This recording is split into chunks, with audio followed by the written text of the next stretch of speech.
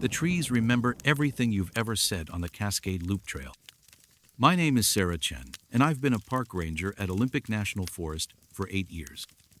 I know every mile of trail, every seasonal creek crossing, every spot where tourists get turned around and need rescuing. The Cascade Loop is a moderate 3-mile hike that winds through old-growth Douglas fir and ends at a small waterfall. It's popular with day hikers, families with kids, couples looking for a quiet walk. Or it was, until we had to close it down last month. I should have paid attention to the reports sooner. Rangers get complaints all the time, people hearing things in the woods, feeling watched, swearing they saw something that wasn't there. The forest plays tricks on your mind when you're alone, with nothing but wind and wildlife for company.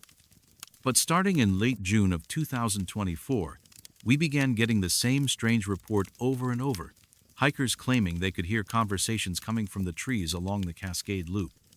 Not just random sounds or whined through branches, but actual human voices having full conversations.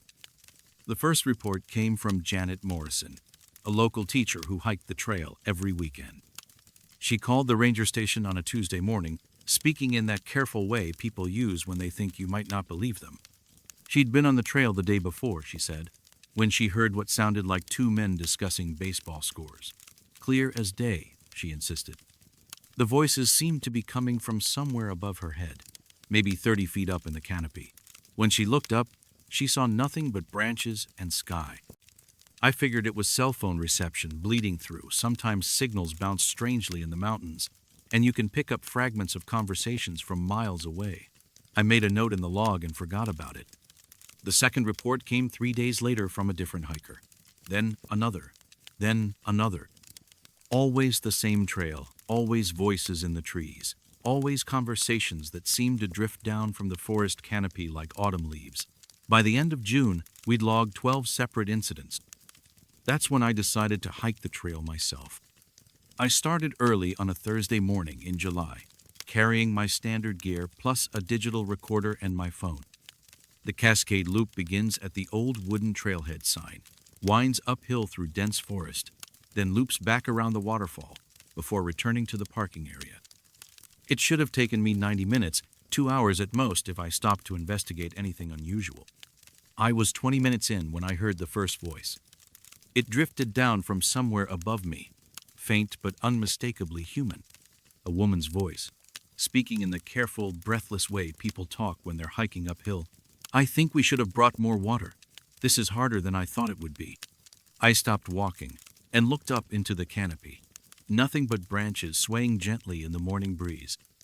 I waited, listening, but heard only the normal forest sounds: wind, distant birdsong, the soft rustle of small animals in the underbrush. I pulled out my phone and checked for signal bars, 2 out of 5, which was normal for this elevation. I called the ranger station and asked Tom, who was manning the desk, to test if our conversation was somehow echoing or bouncing. We talked for 2 minutes, but I heard no playback from the trees. I continued hiking, more alert now. Every few minutes, I stopped to listen.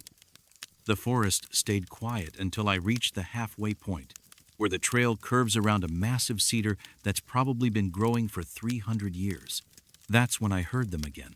2 voices this time, a man and a woman, having what sounded like an argument. "You said you knew where we were going." "I do know. The waterfall is just ahead. We've been walking for 2 hours. It's not that much farther." The voices were clearer now, more distinct. They seemed to be coming from directly overhead, maybe 40 feet up in the cedar's massive branches. I pulled out my digital recorder and held it toward the canopy, but by the time I got it turned on, the voices had stopped. I stood there for 10 minutes, waiting. Nothing. The strange thing was how familiar the conversation sounded. Not the voices themselves, but the content. Lost hikers, tired and frustrated, having the kind of mundane disagreement that happens on trails everywhere. It was exactly the sort of conversation I'd overheard hundreds of times from visitors to the park. I completed the loop without hearing anything else unusual and returned to the station to review my notes. That's when I realized something that made my skin crawl. The conversation I'd heard at the cedar tree, the argument about being lost, was almost identical to a conversation I'd had with my ex-boyfriend David 3 years earlier on this same trail. Same words, same frustrated tone, same cadence, but the voices hadn't been ours. I started visiting the trail daily, always carrying recording equipment. Over the next 2 weeks, I documented 17 separate incidents of voices in the trees. The conversations were always mundane discussions about the weather, complaints about sore feet, couples planning dinner. But they were also always perfectly appropriate to the hiking context, as if someone was curating them. More disturbing was how the audio quality seemed to be improving. The first voices I'd heard were faint and distant, like echoes of echoes. But each day, they became clearer, more present. By the end of July, they sounded as if the speakers were standing right next to me, just invisible. That's when I started recognizing specific conversations.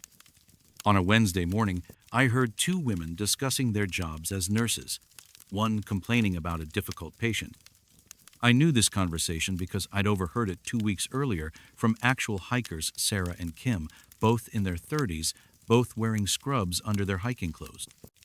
They'd been taking a break near the waterfall when I'd passed them during my patrol. The next day, I heard a man explaining to his daughter why they couldn't pick wildflowers in the national forest. Word for word, it was the same explanation I'd heard a father give to his 8-year-old girl the previous Saturday. The forest was playing back conversations from previous hikers, and the playbacks were becoming perfect reproductions. I reported my findings to my supervisor, District Ranger Mike Henley, who listened with the patient expression he uses when dealing with tourist complaints about Bigfoot sightings. He suggested I take a few days off, maybe see the staff counselor. 8 years of solitary trail work could get to anyone, he said. The mind plays tricks. But I knew what I was hearing. I returned to the trail one more time, on a Friday evening in early August. I wanted to test my theory under controlled conditions. I brought my partner Lisa, with Menno for safety, but as a witness.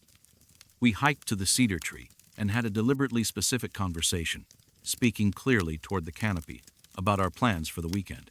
Lisa was skeptical of my claims, but she agreed to humor me. We returned Saturday morning and hiked to the same spot.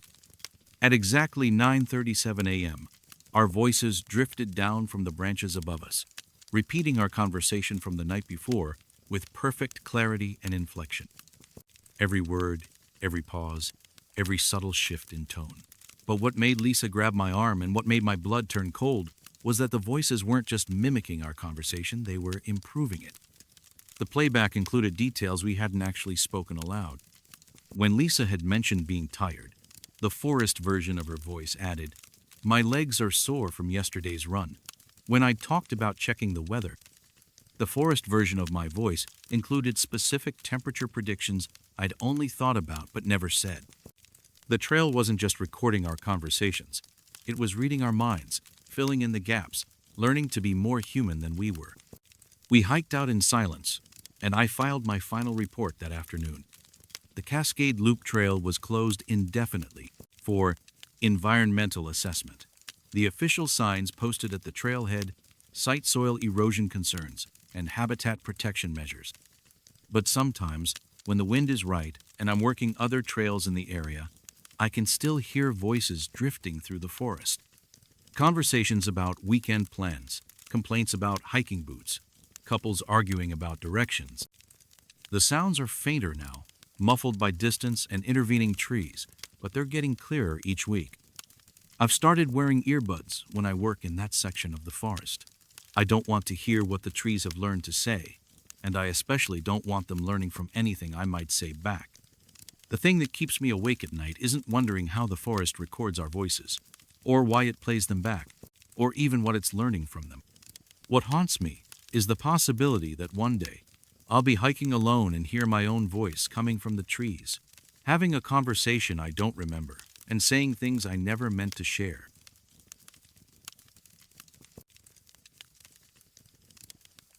I'm Marcus Torres, and I've been a ranger at Death Valley National Park for 14 years. In all that time, I've never seen our reservation system malfunction the way it does with Campsite 23. Death Valley gets hot enough to kill you if you're not careful. but it's the kind of landscape that gets into your blood. Miles of salt flats, mountains that look like God carved them with a knife, silence so complete you can hear your own heartbeat. The camping areas are scattered along the main roads, each site marked with a numbered post and a fire ring. Simple, functional, nothing fancy.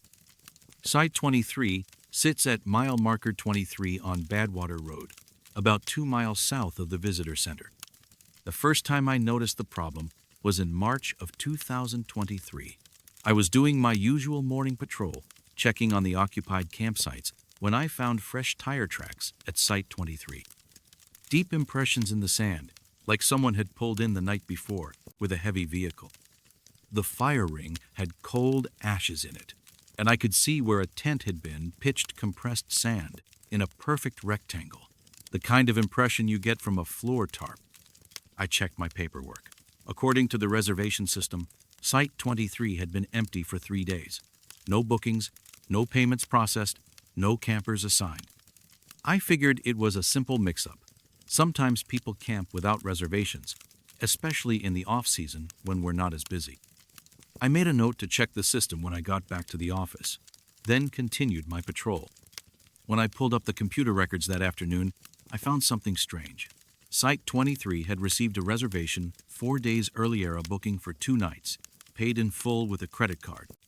But the reservation had been automatically canceled by the system 60 hours later, with a notation that read, "Booking error, full refund processed." I called the phone number associated with the reservation. It went straight to a disconnected line. Over the next 2 weeks, I found evidence of overnight camping at Site 23 4 more times. Always the same pattern. Fresh tire tracks, cold ashes, tent impressions in the sand. And every time I checked the system, I found the same thing. A reservation would appear, then get automatically canceled within 3 days. Always the same reason. Booking error, full refund processed. I started checking the site every morning as part of my routine. During the busy season in April and May, I found signs of camping at Site 23 almost daily. Tire tracks from different vehicles, sometimes wide truck tires, sometimes narrow car tires, once what looked like motorcycle tracks. The ashes in the fire ring were always fresh, never more than 12 hours old. But no matter how early I arrived for my patrol, I never found anyone actually camping there. The reservation records showed the same impossible pattern. Bookings would appear, then vanish. Always within 72 hours. Always with the same error message. I started writing down the names on the canceled reservations. Jennifer Walsh, David Kim, the Martinez family, Robert Chen, Sarah, and Mike Thompson. When I tried calling the phone numbers, they were always disconnected or belonged to people who said they'd never heard of Death Valley National Park. In June, I decided to stake out the site. I parked my ranger vehicle behind a rock formation about a quarter mile away, where I could watch Site 23 through binoculars without being seen. I brought water, a radio, and enough snacks to last through the night. I waited from sunset to sunrise. The site remained empty all night. No vehicles, no campers, no activity of any kind. But when I drove over to check the site at dawn, I found fresh tire tracks and cold ashes in the fire ring, just like always. I stared at those tire tracks for a long time, trying to make sense of what I was seeing. The sand around the tracks was smooth and undisturbed, as if the vehicle had simply materialized there without driving across the desert floor. The ashes in the fire ring were still warm to the touch, though I'd been watching this site all night and had seen no fire, no smoke, no light of any kind. I reported the situation to my supervisor, Park Superintendent Linda Vasquez. She listened patiently while I explained the pattern of canceled reservations and overnight camping evidence. When I finished, she was quiet for a long moment. "Marcus," she said finally, "how long have you been working these patrols?" 14 years. "And in 14 years, how many glitches have you seen in the reservation system?" I had to think about it. A few, usually during high season when the servers get overloaded. "Have you ever seen the system automatically cancel reservations like this?" "No," I admitted. "This is the first time." She nodded. "I want you to file a report with IT. Get them to examine the system logs for Site 23. Maybe there's a software bug we haven't identified.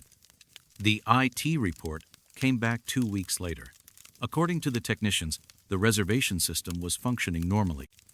The canceled bookings I'd been tracking weren't glitches. They were legitimate cancellations processed by the system in response to credit card payment failures. Every reservation for Site 23 had been paid for with stolen or fraudulent credit cards. When the payment processors flagged the transactions, the system automatically canceled the bookings and processed refunds. But that raised even more questions. Who was making these fraudulent reservations? Why always Site 23? And most importantly, if the reservations were being canceled, who was camping there? I started arriving at the site earlier each morning, sometimes before dawn. The pattern never changed. Fresh evidence of overnight camping, despite no legitimate reservations and no campers actually seen on the site. The tire tracks were always different, suggesting multiple visitors, but they appeared without any corresponding tracks leading to or from the site. In August, I found something that made my skin crawl. Among the usual tire tracks and fire ring ashes, I discovered a small pile of belongings left behind: a water bottle, a flashlight, and a camping chair still set up facing the fire ring. The items looked new, barely used.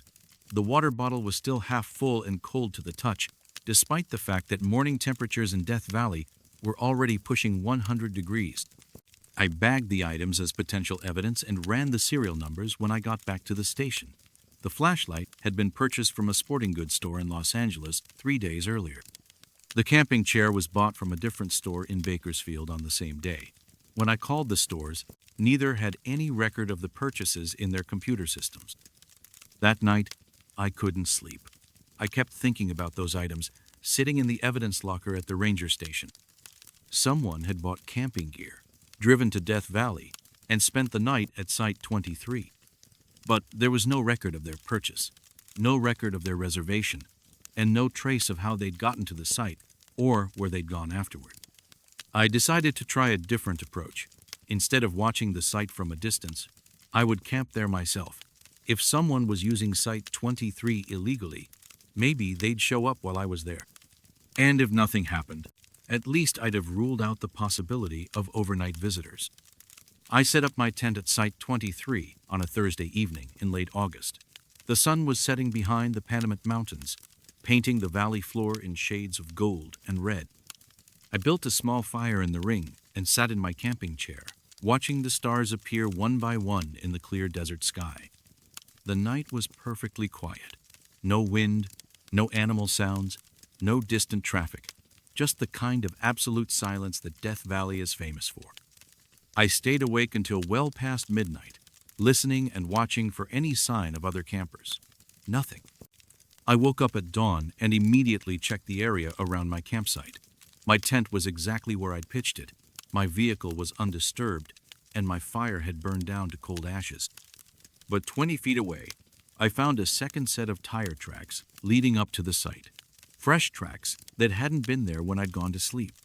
The tracks ran parallel to mine, as if another vehicle had parked right next to my Ranger truck during the night. But I'd heard nothing. No engine noise, no doors closing, no footsteps on the sand. And there was no evidence that anyone had actually gotten out of the Viaclino boot prints, no disturbed sand, nothing to suggest human activity. I followed the tire tracks away from the campsite, hoping they would lead to a road or trail that might explain how the vehicle had arrived and departed without my noticing. But after 50 yards, the tracks simply stopped. They didn't fade or get covered by wind, they just ended, as if the vehicle had lifted off the ground and flown away. I packed up my gear and drove back to the ranger station in a daze. In the parking lot, I sat in my truck for 20 minutes, trying to process what I'd experienced. Someone had driven to Site 23 during the night, parked next to my vehicle, and left without making a sound or leaving any trace except tire tracks that ended in the middle of the desert. When I filed my report that morning, Superintendent Vasquez read it twice before looking up at me with concern. "Marcus, I think you should take some time off," she said gently. "You've been working these patrols for 14 years without a break. Sometimes the desert can play tricks on your mind." I wanted to argue, But I knew how my report sounded. Phantom campers, impossible tire tracks, items purchased with untraceable credit cards. Even to me, it sounded like the rambling of someone who'd spent too much time alone in the wilderness. I took 2 weeks of vacation and tried to put Site 23 out of my mind. When I returned to work in September, I requested it transferred to the north end of the park, away from Badwater Road and the campsite that had been haunting my thoughts. But sometimes, when I'm driving past mile marker 23 on my way to other assignments, I still see them. Fresh tire tracks leading to Site 23, smoke rising from the fire ring, the outline of a tent in the early morning light. Always there when I'm not looking directly, always gone when I stop to investigate. The reservation system still cancels every booking for Site 23 within 72 hours. The IT department has given up trying to fix what they insist isn't broken. And every morning, whoever is assigned to patrol that section of Badwater Road finds the same evidence I used to find: tire tracks, cold ashes, and the unmistakable signs that someone spent the night at a campsite that officially remains empty. I don't work those patrols anymore, but I still wonder who's camping at Site 23. And sometimes, on the quiet desert nights when the silence feels too complete and the stars seem too bright, I wonder if they're wondering about me too.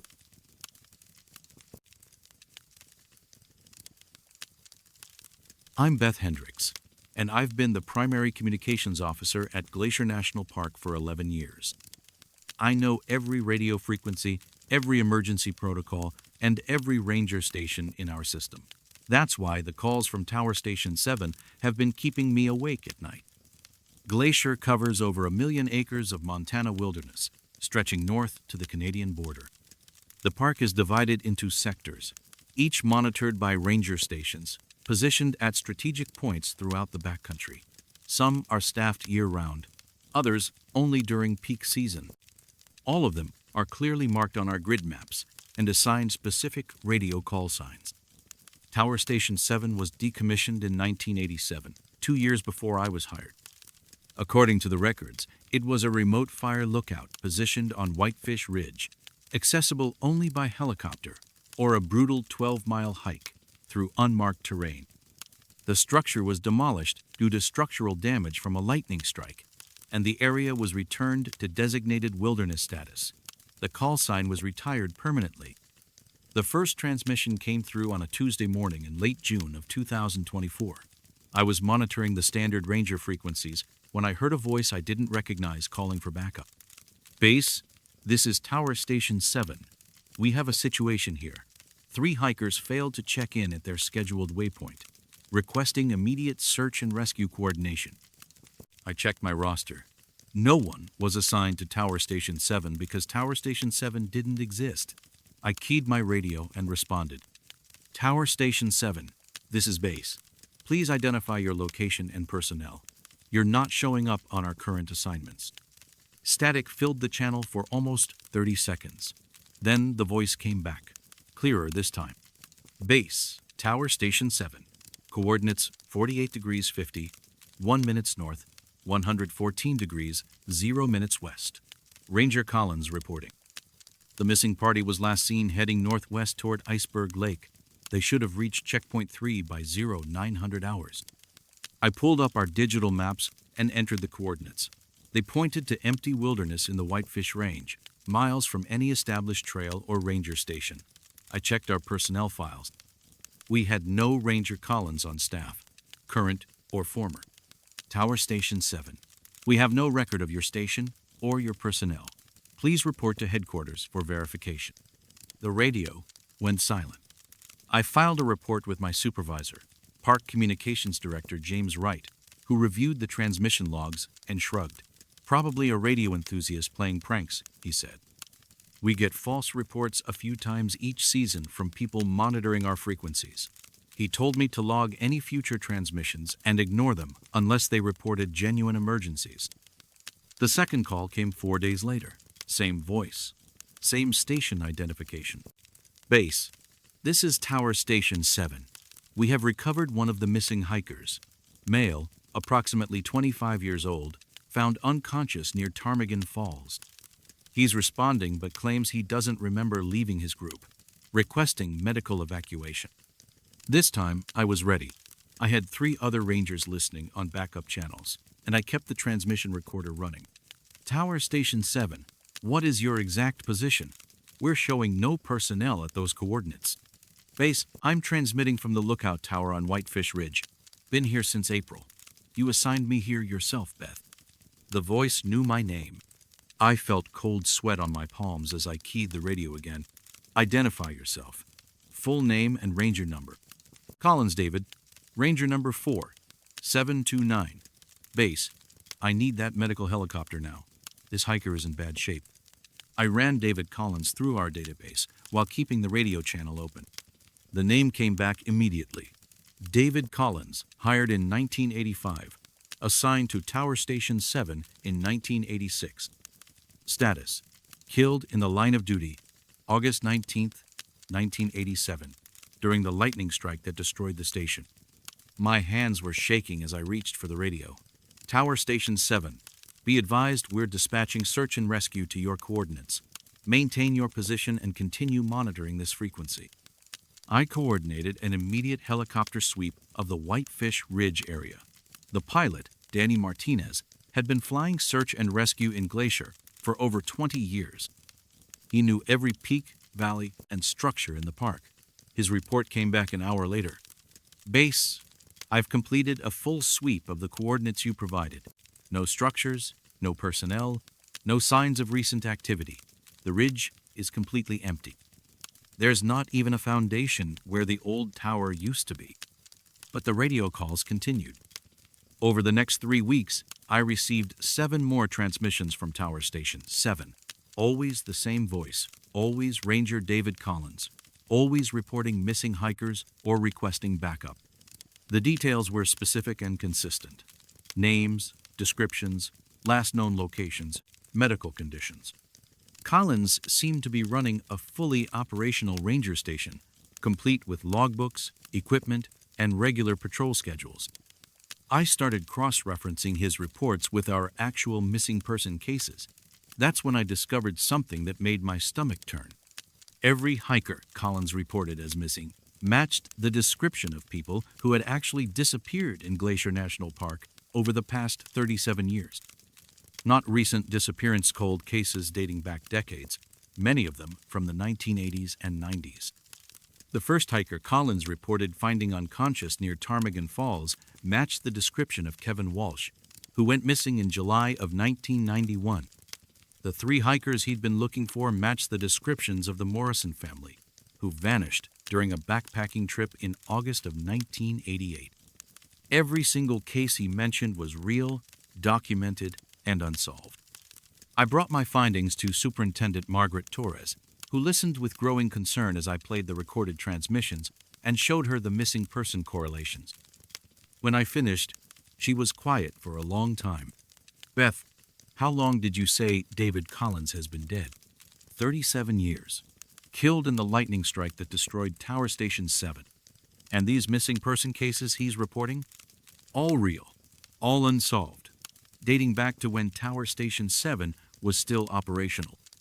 She nodded slowly. I want you to respond to his next transmission. Ask him specific questions about the station, about his assignment, about what he sees from his position. Get as much detail as you can. The next call came 2 days later, just after dawn. Base, this is Tower Station 7. I've got eyes on a single hiker moving north along Iceberg Lake Trail. Appears to be off the designated route and heading toward the restricted area near Hidden Lake. Should I intercept? I took a deep breath and keyed the radio. Tower Station 7, this is Base. David, can you describe your current surroundings? What do you see from your position? Base, I'm approximately 80 feet up in the fire tower. Clear visibility for 15 miles in all directions. Whitefish Range to the north, McDonald Creek Valley to the south. Weather's clear, temperature about 45 degrees. Same as always. David, what year do you think it is? Static filled the channel for almost a minute. When Collins came back, his voice sounded different, uncertain. Base, it's August of 1987. Why are you asking me that? David, it's 2024. You died 37 years ago. The radio went completely silent. 3 hours later, we received another transmission, but this time the voice was different. Panicked. Base, this is Tower Station 7. Emergency, emergency. The tower's been hit by lightning. Structure is collapsing.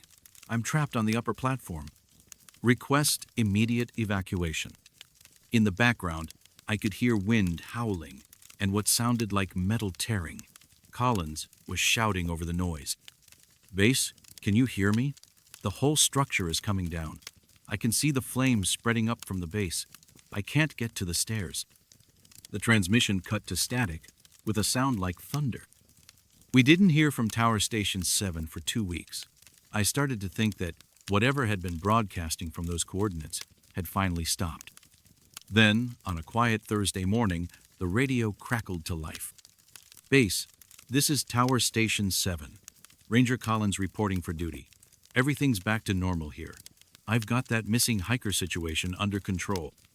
His voice was calm, professional, exactly like the first transmission I'd received 3 months earlier. David, I said carefully, do you remember the lightning strike? What lightning strike, Beth? Weather's been clear all week. I've got 3 more missing hikers to report, though. Family of 4 that should have checked in yesterday. I looked up the date and cross-referenced it with our missing person files. The family he was describing had disappeared in September of 1989. Superintendent Torres made the decision to cease all radio communication with Tower Station 7. We changed our primary frequencies and implemented new call signs for all active stations. The old frequency was officially abandoned. But sometimes, when I'm working late shifts and the radio traffic is light, I still monitor that channel. Collins is still there, still reporting missing hikers, still requesting backup for search and rescue operations that happened decades ago. His voice never changes, never ages, never acknowledges the passage of time. Last month, he reported a missing hiker whose description matched perfectly with a case from 2003, a young woman named Sarah Chen who disappeared near Hidden Lake and was never found. But according to Collins' transmission, it happened yesterday. I've stopped trying to understand how someone can broadcast from a location that doesn't exist, or why David Collins continues to work a job he died performing 37 years ago. What keeps me awake at night is wondering about all those missing hikers he keeps reporting. If he's still out there looking for them, still coordinating search and rescue operations from a tower that was destroyed before most of them disappeared, then where exactly are they? And sometimes, when the radio static clears just before Collins' voice comes through, I swear I can hear other sounds in the background. Voices calling for help, footsteps on metal stairs, doors opening and closing in a building that burned down when I was still in elementary school.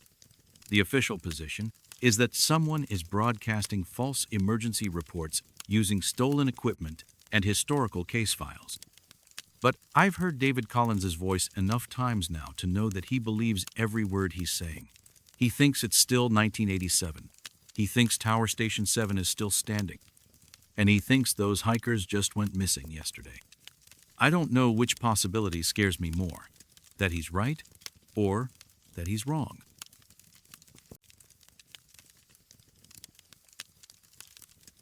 I'm Janet Reeves, and I've been a backcountry ranger in Great Smoky Mountains National Park for 16 years. In all that time, I've seen plenty of strange things, black bears, that act more curious than cautious, weather that changes without warning, hikers who swear they've been walking in circles for hours on straight trails, but nothing prepared me for what started happening along Cataract Falls Trail in the summer of 2023. The Great Smoky Mountains stretch across the border between Tennessee and North Carolina, covering over 500,000 acres of ancient forest. Cataract Falls Trail is a moderate 4-mile hike that leads to a series of small waterfalls tucked back in a hollow that doesn't see much foot traffic. It's the kind of trail that attracts serious hikers looking for solitude, not families with cameras and picnic lunches. The first complaint came from a photographer named Michael Chen, who'd hiked the trail in early July. He came to the visitor center 3 days after his hike, carrying a digital camera and looking frustrated. "I need to report some kind of equipment malfunction on your trail.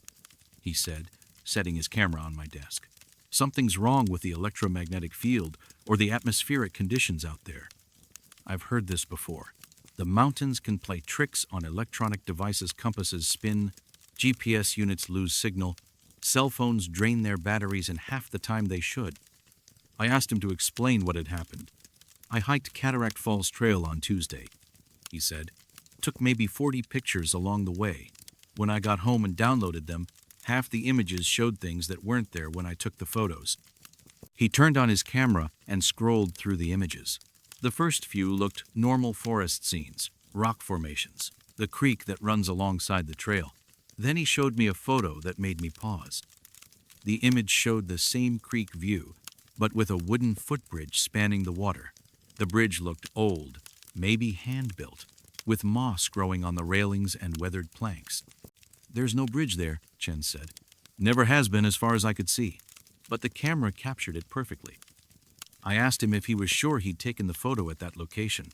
He pulled out a GPS unit and showed me the coordinates he'd recorded. The photo was definitely taken where he said it was, at a spot where the creek runs between two large boulders with no bridge of any kind.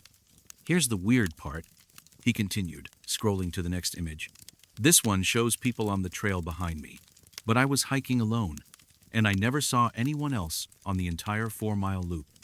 The photo showed 3 hikers in the background, maybe 50 yards behind Chen's position. They appeared to be a family, 2 adults, and a child walking single file along the trail. The image was clear enough to see their faces, their clothing, even the color of their backpacks. I made a note of the incident and filed it under equipment malfunction. We get reports like this a few times each season, usually from hikers using older cameras or electronic devices that don't handle humidity well. But over the next 6 weeks, I received 8 more reports of camera malfunctions on Cataract Falls Trail. Always the same problem: digital cameras capturing images of structures, people, or landscapes that weren't visible when the photos were taken. And always within the same quarter-mile stretch of trail between mile marker 2.3 and mile marker 2.8. By the end of August, I decided to hike the trail myself and see if I could replicate the problem. I borrowed a Park Service digital camera and started the hike at sunrise, when the trail would be empty and I could control for any variables. The first 2 miles of trail were perfectly normal. Dense forest, rocky creek beds, the usual mountain scenery. When I reached mile marker 2.3, I started taking photos every 50 yards, documenting everything I could see in careful detail. I finished the hike without incident and returned to the visitor center to review the images. Most of them looked exactly as I'd expected standard forest photography, nothing unusual. But when I reached the photos taken between mile markers 2.3 and 2.8, I found something that made my hands shake. 3 of the images showed structures that hadn't been there when I took the photos. In one, a small log cabin sat just off the trail, smoke rising from its chimney. In another, a wooden fence ran parallel to the creek, with what looked like a gate leading into the forest.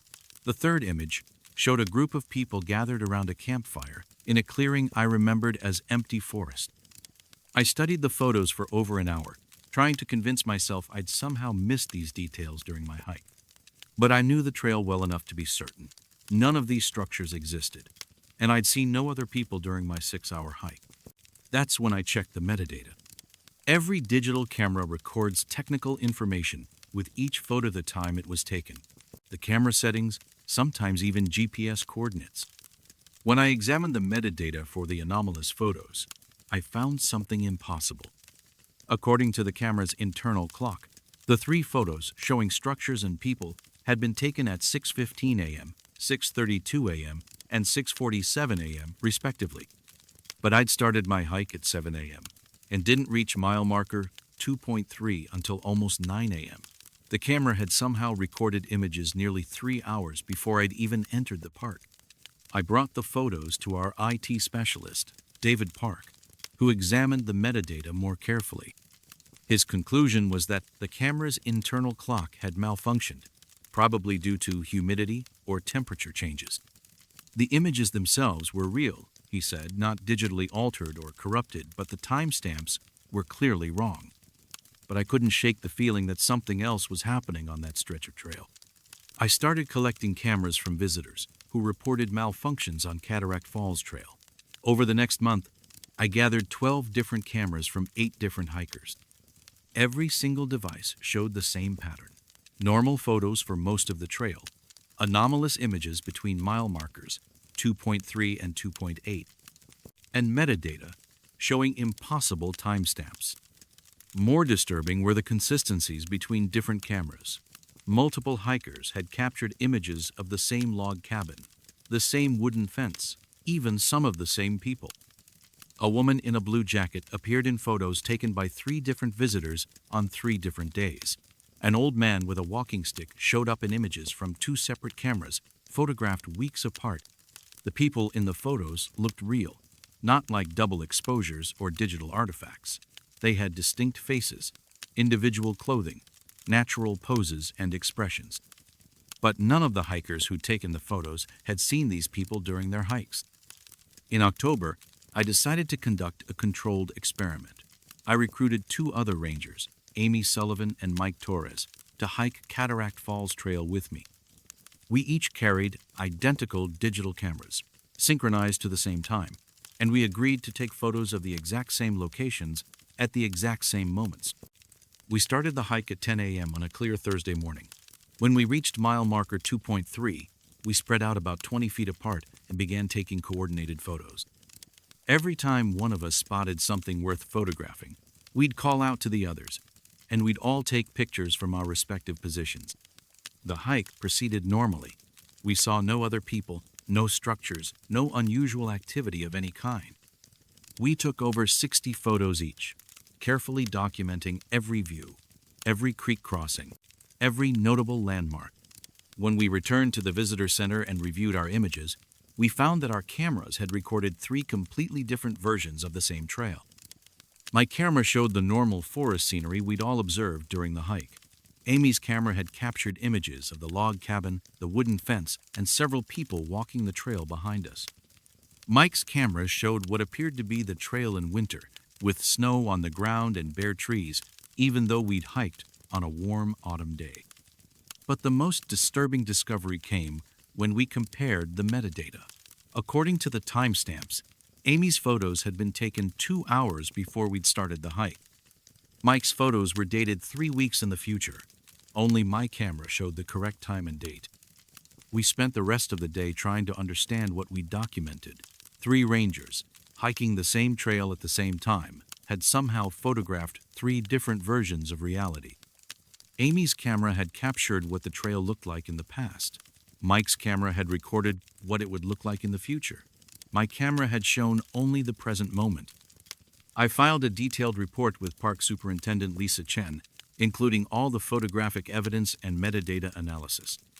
Her response was to close the quarter-mile section of Cataract Falls Trail for environmental assessment and trail maintenance. Official signs were posted citing erosion concerns and wildlife habitat protection. But I continued to monitor the situation.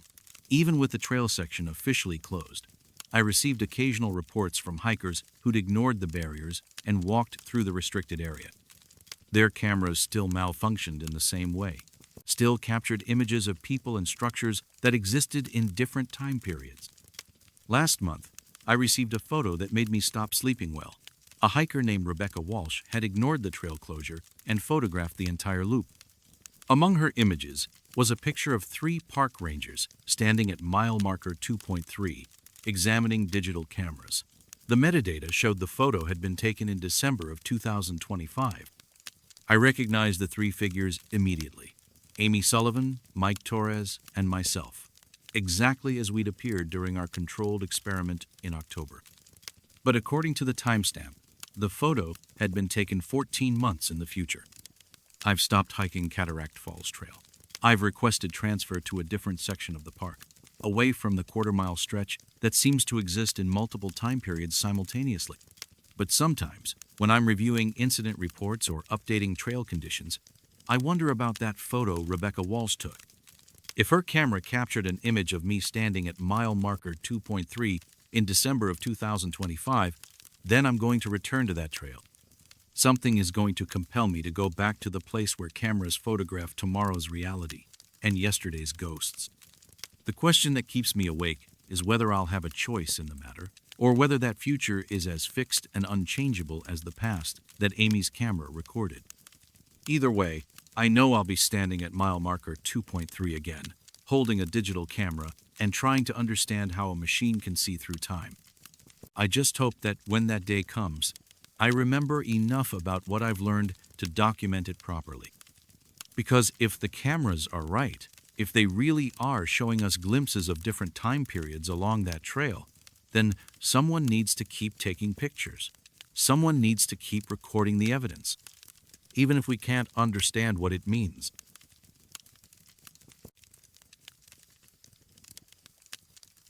I'm Tom Brennan, and I've been a backcountry ranger at Yellowstone National Park for 13 years. I know every trail, every creek crossing, every legitimate bridge in our 2.2 million acres. That's why the reports about the Thermal Creek Bridge have been eating at me for the past 8 months. Yellowstone spans 3 states, but most of the backcountry is in Wyoming, where the landscape shifts between geothermal features, dense forest, and mountain terrain that can kill you if you're not prepared. Thermal Creek Trail is a moderate 6-mile loop that takes hikers through some of the most remote areas of the park, far from the tourist crowds at Old Faithful and the Grand Canyon of Yellowstone. The first report came from a day hiker named Patricia Wells in September of 2023. She called the ranger station from the trailhead parking area, sounding confused and upset. "I need to report a dangerous trail condition," she said. "There's a bridge marked on my map that doesn't exist. I almost walked off a cliff." I asked her to specify her location. She said she'd been following Thermal Creek Trail to the marked bridge crossing at mile 3.7, but when she reached the coordinates, she found only a sheer drop into a rocky ravine. "The trail just ends," she said, 200 feet straight down. If I hadn't been paying attention to where I was stepping, I would have walked right off the edge. I pulled up our official trail map and checked the location she'd described. The bridge was clearly Marqueta Wooden Footbridge, spanning Thermal Creek at the point where the trail crosses from the north bank to the south bank. According to our records, the bridge had been installed in 2015 and was inspected annually as part of our standard maintenance protocol. "Ma'am, are you certain you are at the right coordinates? The bridge should be clearly visible from the trail approach." "I used GPS," she said. "I was exactly where the map said I should be. But there's no bridge, just empty air over a cliff." I made a note to investigate and filed the report under trail maintenance. Sometimes bridges get damaged by storms or washouts, and it can take a few days for rangers to discover and repair the problem. But 2 days later, I received an identical report from another hiker, then another. By the end of September, 7 different people had called to report that the Thermal Creek Bridge was missing, even though it appeared on every map and GPS system. That's when I decided to hike out and see the situation for myself. I started early on a Thursday morning in October, carrying standard trail maintenance equipment plus a GPS unit and digital camera. The first 3 miles of Thermal Creek Trail were in perfect condition, well-maintained path, clear trail markers, creek crossings exactly where they should be. When I reached mile 3.7, I found exactly what the hikers had described. The trail led directly to the edge of a cliff, not a gradual slope or a steep incline, but a vertical drop into a rocky ravine, about 200 feet deep. Thermal Creek ran along the bottom of the canyon, maybe 30 feet wide at that point, with steep rock walls on both sides. There was no bridge. There never had been a bridge. The rock formations showed no signs of construction, no anchor points, no evidence that any structure had ever spanned the gap. But according to my GPS unit, I was standing at the exact coordinates where the bridge should be. I spent 2 hours documenting the site, taking photographs from every angle, and double-checking my position with multiple GPS readings. The coordinates were accurate. I was definitely at the marked bridge location. But the bridge simply didn't exist. When I got back to the ranger station, I pulled our construction and maintenance records. According to the files, the Thermal Creek Bridge had been built in June of 2015 by a contractor named Mountain Trail Construction. The project had cost $18,000 and had been funded through a federal trail improvement grant. I called Mountain Trail Construction. The company had been out of business for 3 years, but I tracked down the former owner, a man named Carl Henderson, who remembered the project clearly. "Sure, I remember that bridge," he said. "Took my crew 2 weeks to pack all the materials up that trail. Tricky construction job because of the canyon. Had to use a helicopter to position some of the support beams." "Mr. Henderson, are you certain the bridge was actually completed?" "Absolutely. I've got photos somewhere if you need them. Beautiful piece of work, if I say so myself. Should last decades with proper maintenance." He emailed me the construction photos that afternoon. They showed a sturdy wooden footbridge spanning the exact gap I'd visited that morning. The bridge looked professionally built, with heavy timber supports and metal hardware designed to withstand mountain weather. But when I compared the construction photos to the pictures I'd taken that morning, I was looking at the same location from the same angles. The rock formations were identical. The creek below ran along the same path. Even the trees on both sides of the canyon were the same. The only difference was that Henderson's photos showed a bridge and mine showed empty air. I brought the discrepancy to my supervisor, District Ranger Susan Martinez, who reviewed all the documentation with growing concern. "Tom, this doesn't make sense," she said, comparing the construction photos to my current images. "Either the bridge was never built, or it's been completely removed without any record of the work." "The construction photos are real," I said, "and the GPS coordinates match exactly, but there's no bridge there now, and no evidence there ever was one." She assigned 2 other rangers, Mike Torres and Jennifer Park, to hike out with me and verify my findings. We made the trip the following week, all carrying GPS units and cameras. The results were identical. Mile 3.7 showed the same cliff drop, the same empty canyon, the same impossible gap where a bridge should have been. All 3 GPS units confirmed we were at the correct coordinates. But when we rappelled down into the ravine to examine the creek level, we found something that made my skin crawl. Scattered along the creek bank were dozens of wooden planks, fresh-cut lumber, the same type used in trail bridge construction. The planks looked new, with clean edges and bright wood that hadn't been weathered by exposure. Some still had metal hardware attach bolts and brackets that matched the specifications in Henderson's construction photos. Jennifer picked up one of the planks and immediately dropped it with a startled expression. "It's warm," she said, "warm to the touch." I checked the plank myself. Despite the October mountain cold, the wood felt like it had been sitting in sunlight for hours. But we were at the bottom of a deep canyon, where direct sunlight never reached the creek level.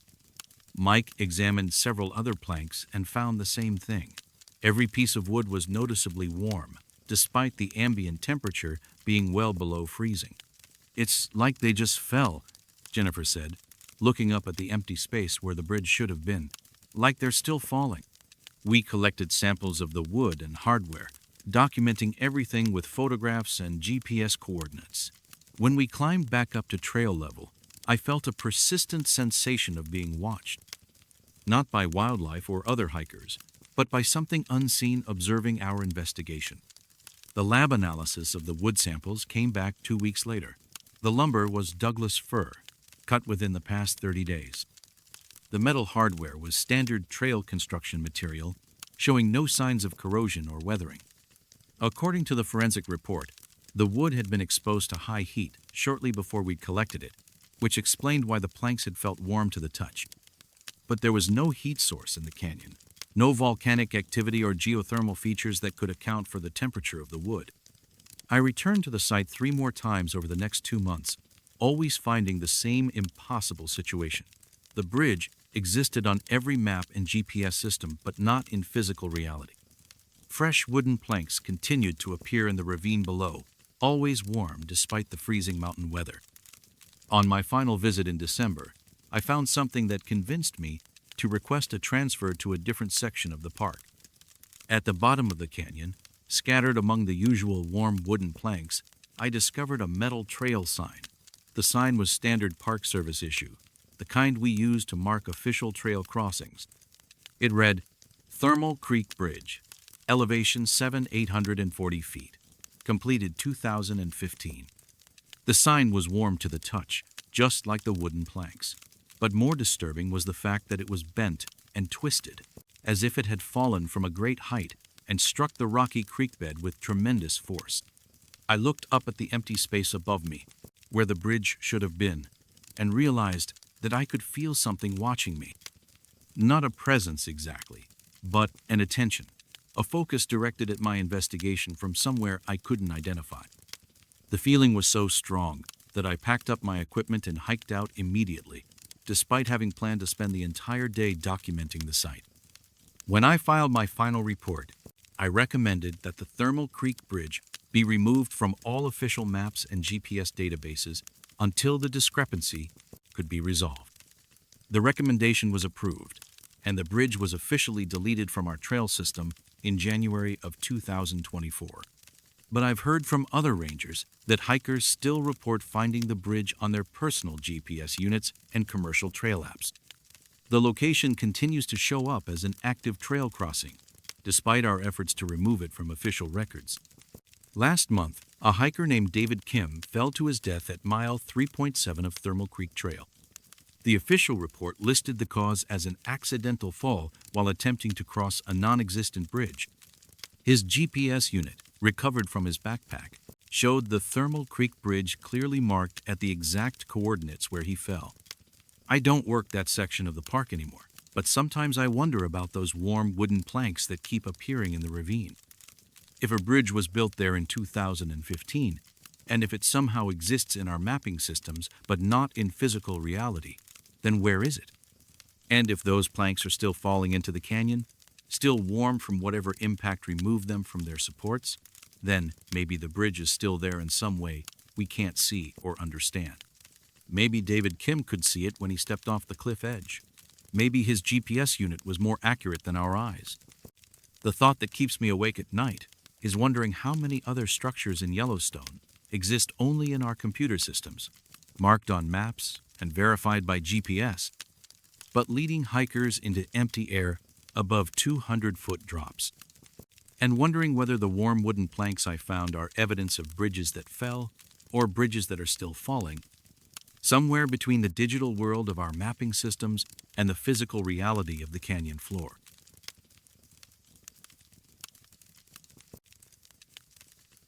I'm Rachel Martinez, and I've been the communications specialist at Joshua Tree National Park for 9 years. I monitor emergency frequencies, coordinate search and rescue operations, and maintain radio contact with rangers throughout our 790,000 acres of California desert. In all that time, I've never received emergency calls from people who were supposed to be dead. Joshua Tree sits where the Mojave and Colorado deserts meet, a landscape of twisted rock formations, ancient Joshua trees, and silence so complete you can hear your own pulse. The park attracts rock climbers, hikers, and campers who come for the solitude and the clear night skies. It's also a place where people can get lost easily, where a wrong turn can leave you miles from help with no cell service and temperatures that kill. The first unusual transmission came through on a Tuesday evening in March of 2024. I was working the late shift, monitoring the standard emergency frequencies, when I heard a voice I didn't recognize calling for assistance. Joshua Tree Base. This is hiker requesting emergency assistance. GPS coordinates 34 degrees 05 minutes north, 116 degrees 9 minutes west. No immediate danger, but I need more time. I checked the coordinates on our mapping system. They place the caller in the middle of the Wonderland of Rocks, a popular hiking area, about 3 miles from the nearest parking area. Nothing unusual about that, except for the phrasing of the request. Caller, this is Joshua Tree Base. What is the nature of your emergency? Are you injured or lost? Static filled the channel for almost 30 seconds. When the voice came back, it sounded exactly the same, calm, unhurried, almost conversational. Joshua Tree Base. No injury, no immediate danger. Just need more time. Coordinates 34 degrees 05 minutes north, 116 degrees 9 minutes west. I tried to get more information: the caller's name, the size of their party, their intended destination, but received only the same response. No immediate danger, coordinates repeated. A request for more time. After 10 minutes of attempted communication, the transmission cut to static. But it wasn't normal radio static. It had a rhythm to it, a regular pattern that sounded almost like digging. Metal striking rock, then silence, then the sound repeating. The pattern continued for about 2 minutes before the channel went completely quiet. I dispatched a ranger to check the coordinates, but the area was empty. No hikers, no camping equipment, no signs of recent human activity. I filed the incident as a false emergency call and moved on to other duties. The second transmission came 3 days later, same time of evening, same voice. Joshua Tree Base. This is hiker requesting emergency assistance. GPS coordinates 34 degrees 05 minutes north, 116 degrees 8 minutes west. No immediate danger, but I need more time. The coordinates were different this time, about half a mile southeast of the previous location. Still within the wonderland of rocks, still an area that should have been accessible to ground search teams. Caller, please identify yourself and describe your situation. Joshua Tree Base. No injury, no immediate danger. Just need more time. The same calm voice, the same phrasing, the same eventual fade to static that sounded like rhythmic digging. When I dispatched a ranger to the new coordinates, the result was identical empty desert, no trace of human presence. Over the next 2 weeks, I received 7 more calls from the same voice, always in the evening, always requesting emergency assistance, always providing GPS coordinates within the Wonderland of Rocks area. But each set of coordinates was slightly different, as if the caller was moving slowly through the desert in a specific pattern. What disturbed me most was the consistency of the voice. No matter how many questions I asked, the responses were always the same. No injury, no immediate danger, need more time. The caller never sounded distressed, never urgent, never showed any of the emotional responses I'd come to expect from genuine emergency situations. I started plotting the coordinates on a detailed topographical map. The locations formed a rough line, running northwest to southeast through the heart of the rock formation area. But when I calculated the elevation data for each position, I discovered something impossible. According to the GPS coordinates, the caller wasn't on the surface. The elevation readings placed him between 50 and 200 feet underground, well below the desert floor and deep into solid granite bedrock. I brought the data to my supervisor, Park Operations Manager Steve Chen, who reviewed the transmission logs with growing concern. Rachel, have you verified these coordinates with multiple GPS systems? I've checked them against our mapping software, the Ranger GPS units, and online satellite databases. They're all consistent. But the elevation data has to be wrong. Why? Because according to these numbers, whoever is making these calls is broadcasting from inside solid rock. Steve studied the elevation charts I'd prepared. Equipment malfunction. Has to be. GPS systems can glitch, especially in areas with heavy mineral content like the Wonderland of Rocks. But I wasn't convinced. GPS elevation errors typically show random variations, not the systematic underground readings I was documenting. And the voice remained too consistent, too controlled, for someone experiencing genuine equipment problems. The breakthrough came during the 8th transmission, when I decided to record the entire communication and analyze it with audio enhancement software. Joshua Tree Base. This is hiker requesting emergency assistance. GPS coordinates 34 degrees 04 minutes north, 116 degrees 7 minutes west. No immediate danger, but I need more time. This time, instead of trying to gather more information, I simply acknowledged the transmission and waited. The caller repeated the same coordinates and request twice more, then faded to the familiar static pattern. When I ran the audio through spectrum analysis software, I discovered something that made my hands shake. Beneath the static that sounded like digging, there were other voices. Faint but unmistakable, multiple people speaking in the background of the transmission. The voices were too quiet to understand clearly, but they had the same calm, unhurried quality as the primary caller.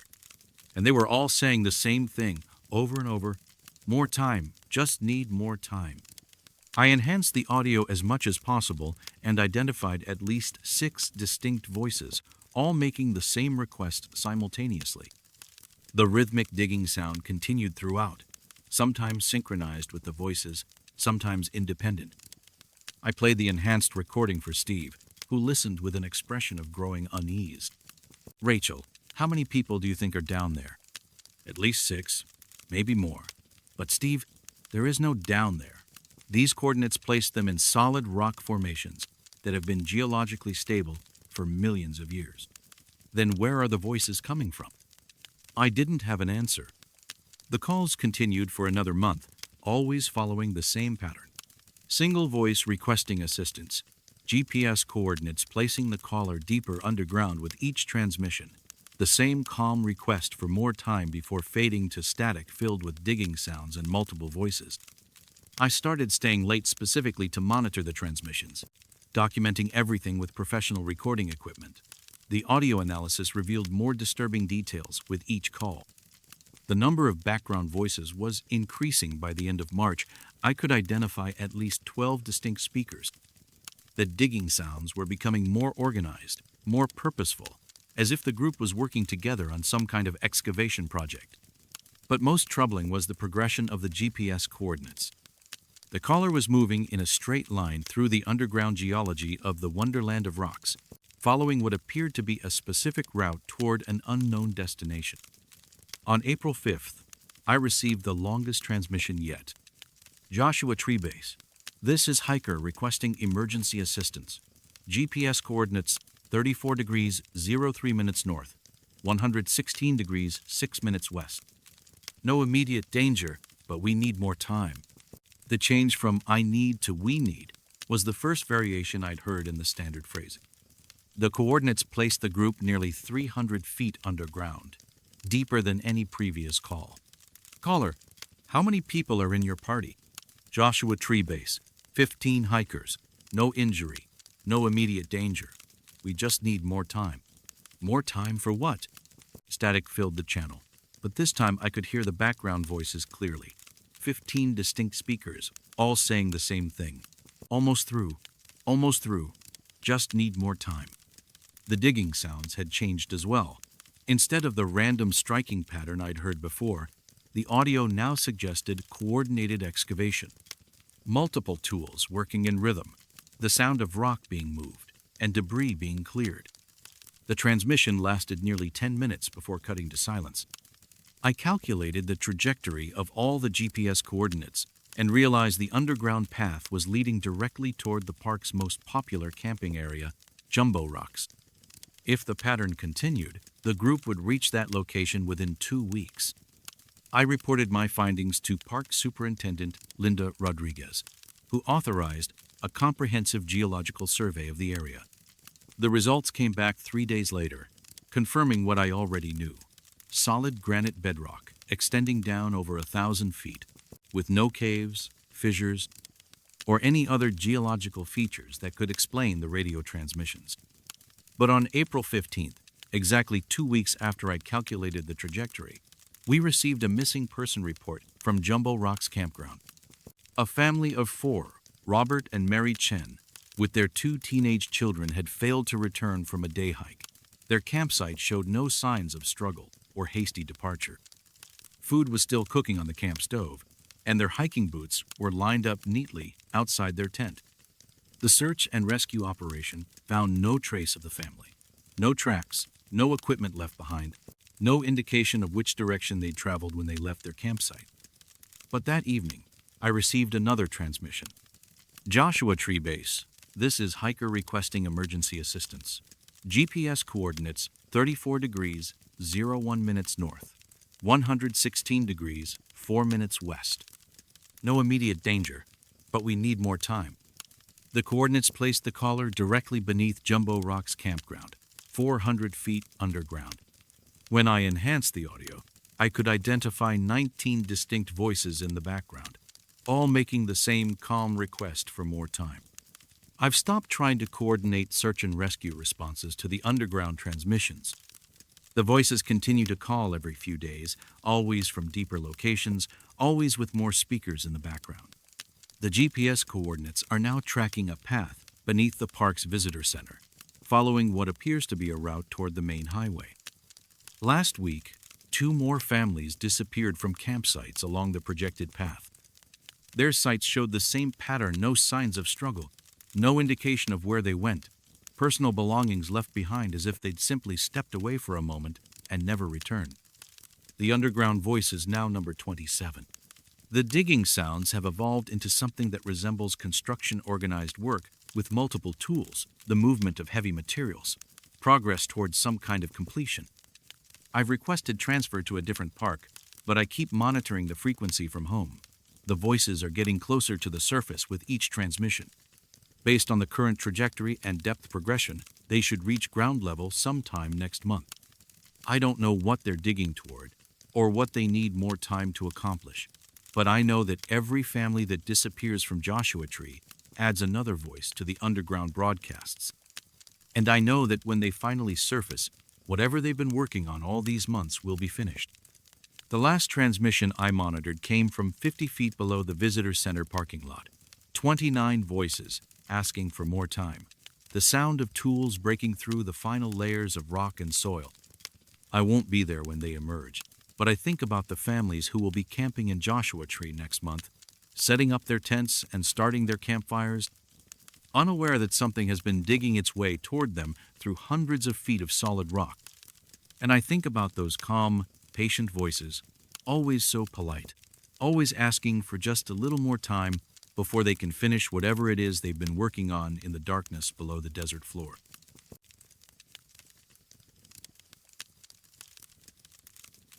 I'm Maria Santos, and I've been the security supervisor at Arches National Park for 12 years. I monitor the surveillance systems, coordinate with law enforcement, and handle all security incidents across our 76,000 acres of Utah desert. In all that time, I've never seen a building operate by itself in the middle of the night. Arches sits in the high desert near Moab, famous for its natural stone formations and the iconic delicate arch that appears on Utah's license plates. The visitor center sits at the park entrance, a modern building with exhibits, a gift shop, and ranger offices that serve over 1 million visitors each year. During operating hours, it's busy and loud. After closing, it should be completely empty and silent. The first anomaly showed up in the security footage from September 15th, 2023. I discovered it during my routine review of the overnight recordings, 3 days after the incident. The timestamp showed 3:17 a.m., when the visitor center's main lights came on. Not the emergency lighting that stays active all night, but the full operational lighting system Every exhibit, every display case, every corner of the building brightly illuminated, as if it were the middle of the day. I fast-forwarded through the footage, watching the lights stay on for exactly 47 minutes before shutting off again. During that time, the security cameras recorded normal visitor center operations. The interactive displays were running their programs. The information screens were cycling through their presentations. Even the climate control system was maintaining daytime temperature settings. But according to the motion sensors, the building was empty. No alarms triggered, no security alerts, no indication that anyone had entered or moved through the space. I checked the morning reports from the visitor center staff. They'd found everything normal when they opened lights off, displays in standby mode, climate control on the overnight settings. No evidence that the building had been active during the night. I figured it was an electrical malfunction and filed a maintenance request. Old buildings sometimes have timer issues or power surges that can trigger lighting systems, nothing to worry about. The second incident occurred 8 days later, this time at 2:53 a.m. Same patternful operational lighting for 39 minutes. All displays and systems running normally, motion sensors showing no activity. But when I reviewed the footage more carefully, I noticed something that made me rewind and watch again. The gift shop cash register had processed a transaction at 3:12 a.m. The security camera covering the gift shop showed the register's display screen light up, numbers appearing on the screen as if someone was scanning items and completing a purchase. The transaction lasted 4 minutes and ended with the cash drawer opening and closing automatically. I printed the timestamp and brought it to gift shop manager Linda Park when she arrived for work. She checked the register's transaction log and found the sale recorded exactly as the cameras had shown: 4 items purchased at 3:12 a.m. Payment processed by credit card. Total amount $27.36. Maria, that's impossible, she said, staring at the transaction record. I locked the register myself yesterday evening. No one has the access codes except me and my 2 assistants, and we're all accounted for. Could it be a system glitch? Maybe old transactions getting reprocessed. She shook her head. The items are Real Park Guidebook, 2 postcards, and a coffee mug from our current inventory. The credit card payment went through our normal processing system. Someone actually bought these items at 3 in the morning. But the morning inventory count showed no missing merchandise. Every item supposedly sold was still on the shelf in its proper location. I started reviewing the overnight footage more systematically, going back through 6 months of recordings to see if I'd missed similar incidents. What I found disturbed me more than the unexplained transactions. The visitor center had been experiencing nocturnal activity at least twice a week since early spring. Always between 2:30 and 4 a.m., always following the same pattern of full operational lighting and active systems, always with motion sensors showing no human presence. But the gift shop transactions were just the beginning. The security cameras had recorded the information desk computer logging visitor inquiries and printing trail maps. The theater had played the orientation film to empty seats. The interactive geology exhibit had registered multiple users, complete with recorded voice responses from visitors, explaining what they'd learned about desert formation processes.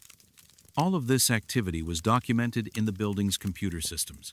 The information desk showed dozens of logged inquiries about hiking trails, camping reservations, and park regulations.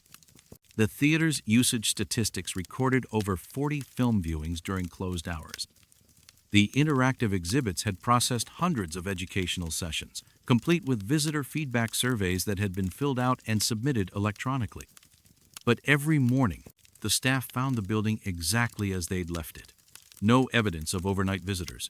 No indication that any of the equipment had been used. I brought the documentation to Park Superintendent David Chen, who reviewed the footage and computer records with growing bewilderment. Maria, how many people would it take to generate this level of activity?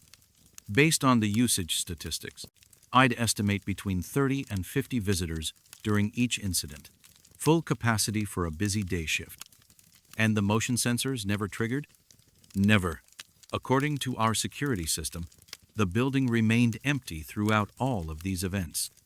He authorized a comprehensive security upgrade, including additional motion sensors, infrared cameras, and door sensors that would detect any unauthorized entry.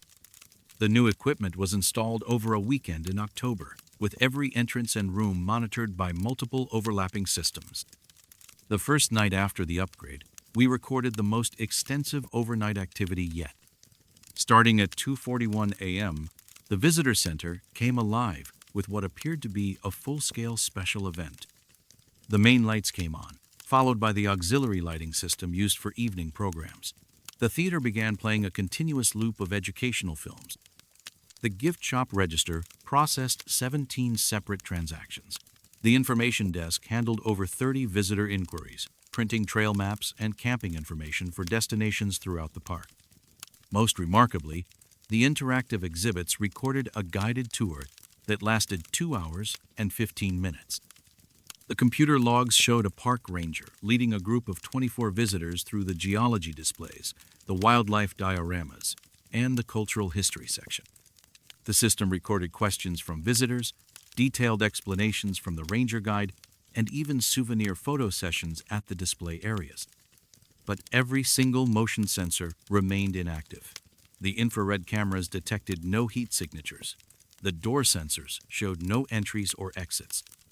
According to every piece of security equipment we'd installed, the building was completely empty throughout the entire event. When I arrived the next morning to review the footage, I found something that made my hands shake. The visitor center's guest registry had 43 new signatures, all dated from the previous night between 3 a.m. and 5 a.m. The signatures were written in different handwriting styles, using the pens we kept at the information desk. Some visitors had left comments about their experience, praising the helpful staff and the quality of the exhibits. But the pens were exactly where we'd left them the evening before. The guest registry showed no indentations or pressure marks that would indicate actual writing. The signatures appeared to have been added to the book without anyone physically touching it. I started staying overnight in the visitor center, setting up a monitoring station in the security office where I could watch the cameras in real time. The first night I spent in the building, everything remained normal: no lights, no activity, no motion of any kind. But on my second overnight stay, I witnessed something that convinced me to request a transfer to a different park. At exactly 2:57 a.m., the visitor center lights came on throughout the building. I watched the security monitors as every system activated displays running, computers logging activity, the gift shop register processing sales. According to the computer networks, the building was experiencing its busiest night of the year. But I was sitting alone in the security office, surrounded by motion sensors that showed no activity, watching empty rooms come alive with the evidence of visitors who weren't there. The most disturbing part was the audio pickup from the theater.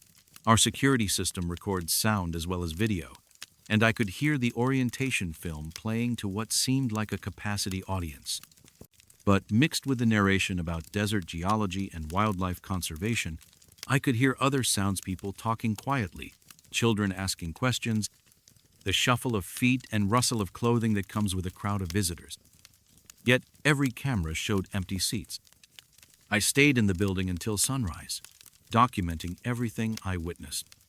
When the regular staff arrived at 8 a.m., they found me sitting in the security office with 6 hours of footage showing impossible activity in empty rooms. The visitor center's overnight activity continues to this day. The new security supervisor, brought in after my transfer, files the same reports I used to write. Motion sensors that never trigger, surveillance footage of fully operational facilities with no visible occupants, computer systems that log thousands of visitor interactions during hours when the building is officially closed. The Park Service's official position is that the incidents represent a complex technical malfunction affecting multiple systems simultaneously. They've brought in specialists from 3 different security companies, computer technicians, and even electrical engineers from the university. No one has been able to explain how a building can operate at full capacity while remaining completely empty.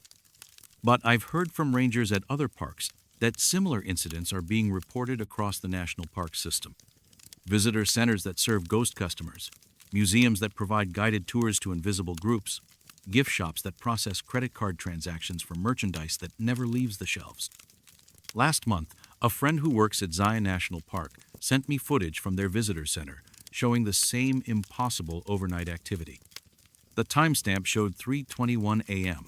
The building was fully operational, and the guest registry was filling itself with signatures from visitors who cast no shadows and triggered no motion sensors. The thing that keeps me awake at night isn't wondering how buildings can serve customers who don't exist. It's wondering whether those visitors are more real than we are, and whether the motion sensors aren't detecting them because we're the ones who aren't really there. Maybe the visitor centers are operating exactly as they should, serving the people they're supposed to serve. Maybe the overnight activity is normal, and the empty daytime hours are the real anomaly. I think about those 43 signatures in the guest registry, written by hands that didn't exist, thanking staff members who weren't there for exhibits they couldn't see. And I wonder if somewhere in the darkness between closing time and sunrise, the visitor centers are finally doing what they were built to welcoming the visitors who need them most, the ones who can only come when the rest of us aren't watching.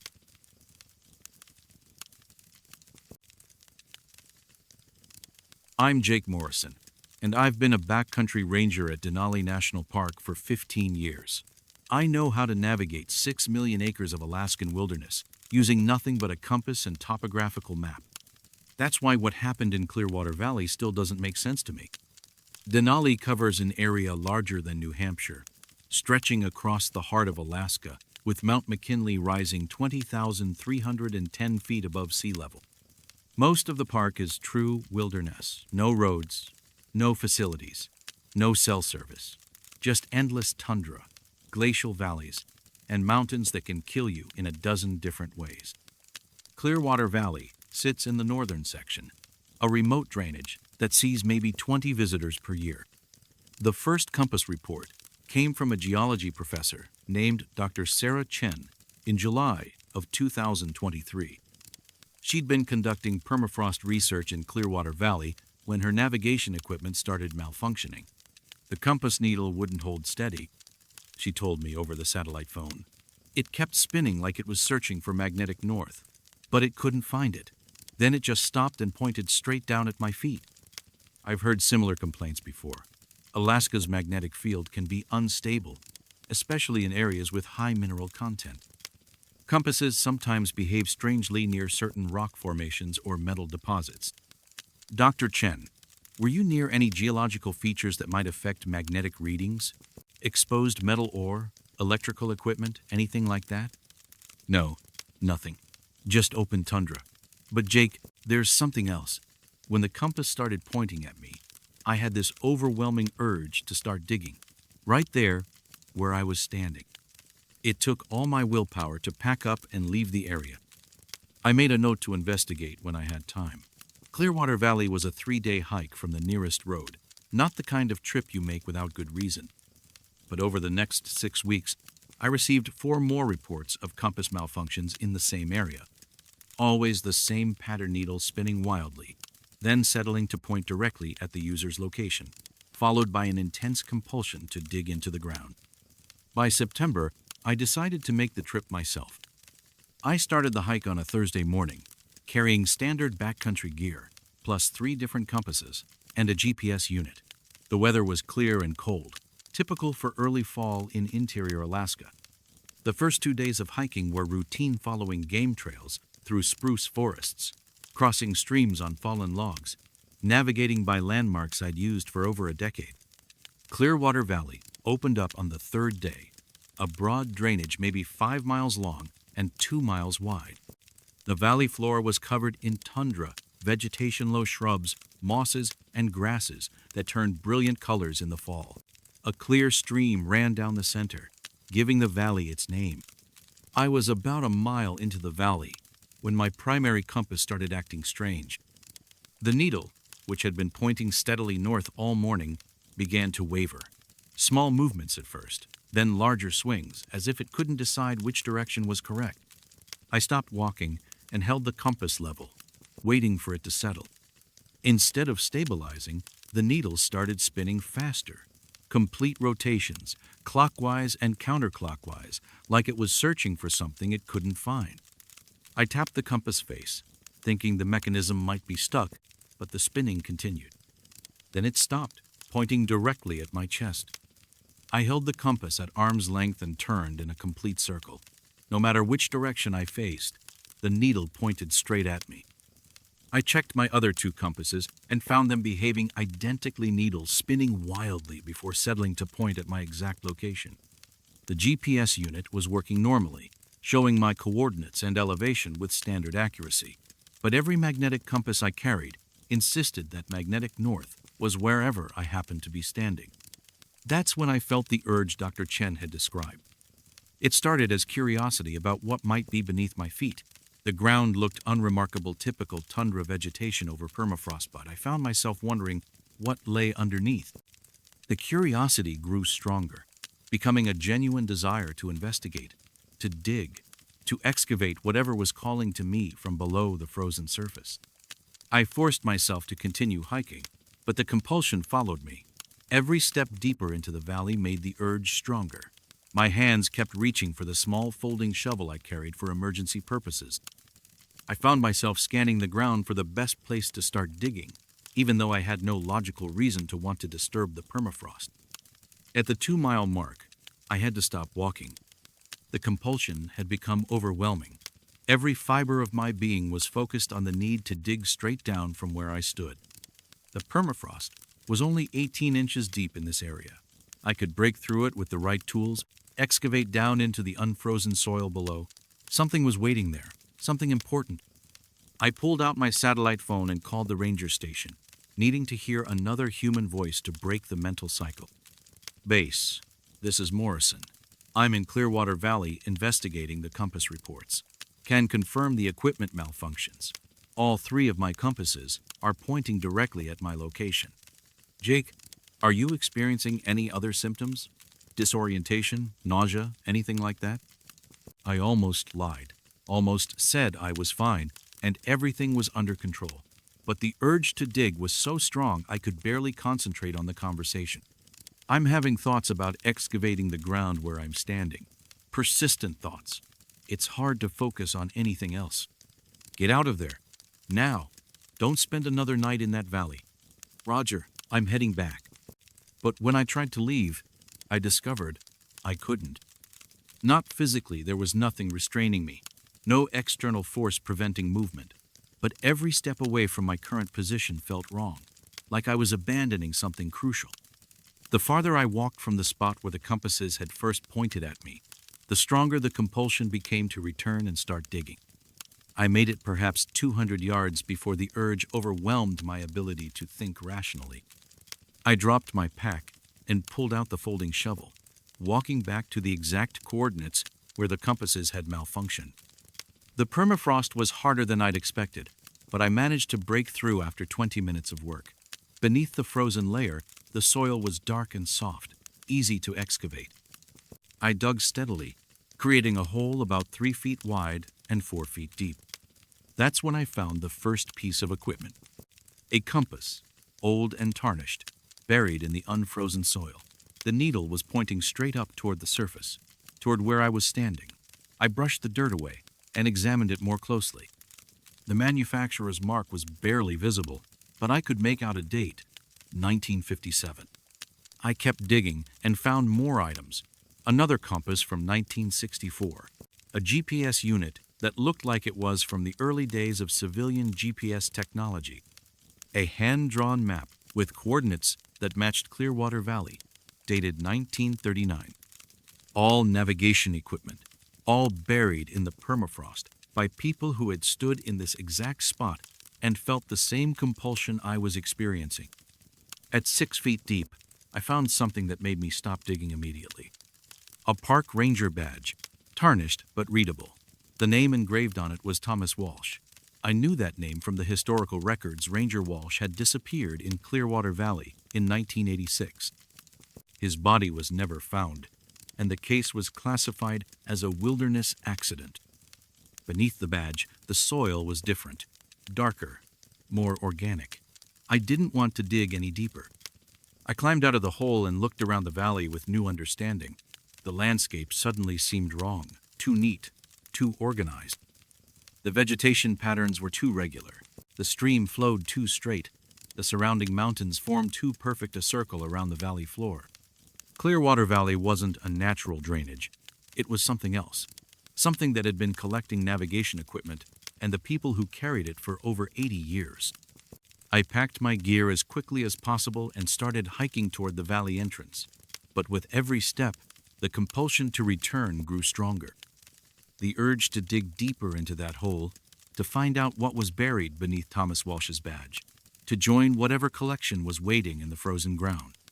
By the time I reached the valley mouth, I was fighting the urge with every step. My compasses were still spinning wildly, still pointing back toward the excavation site.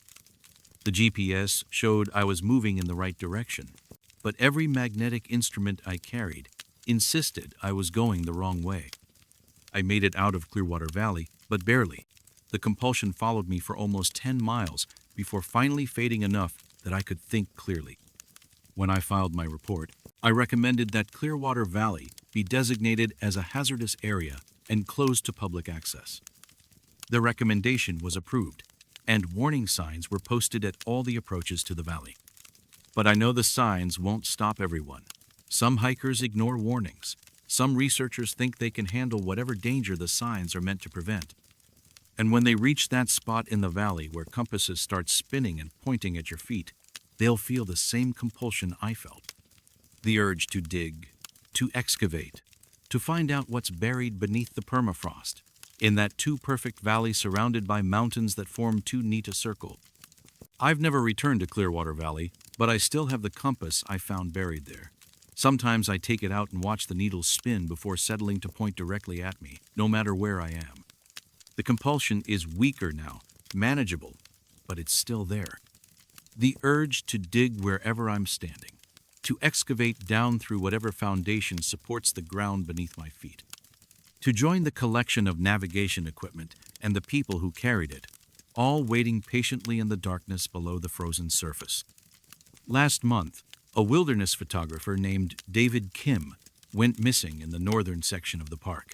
His camera was found at the entrance to Clearwater Valley, despite the warning signs and official closure. We never found his body, but I know where he is. 6 feet down in unfrozen soil, buried beneath the permafrost with Thomas Walsh, and whoever else answered the call of compasses that point straight at your heart and tell you that home isn't a place you go towards, a place you dig toward. Straight down from wherever you happen to be standing, when the needles start spinning and the ground starts calling your name.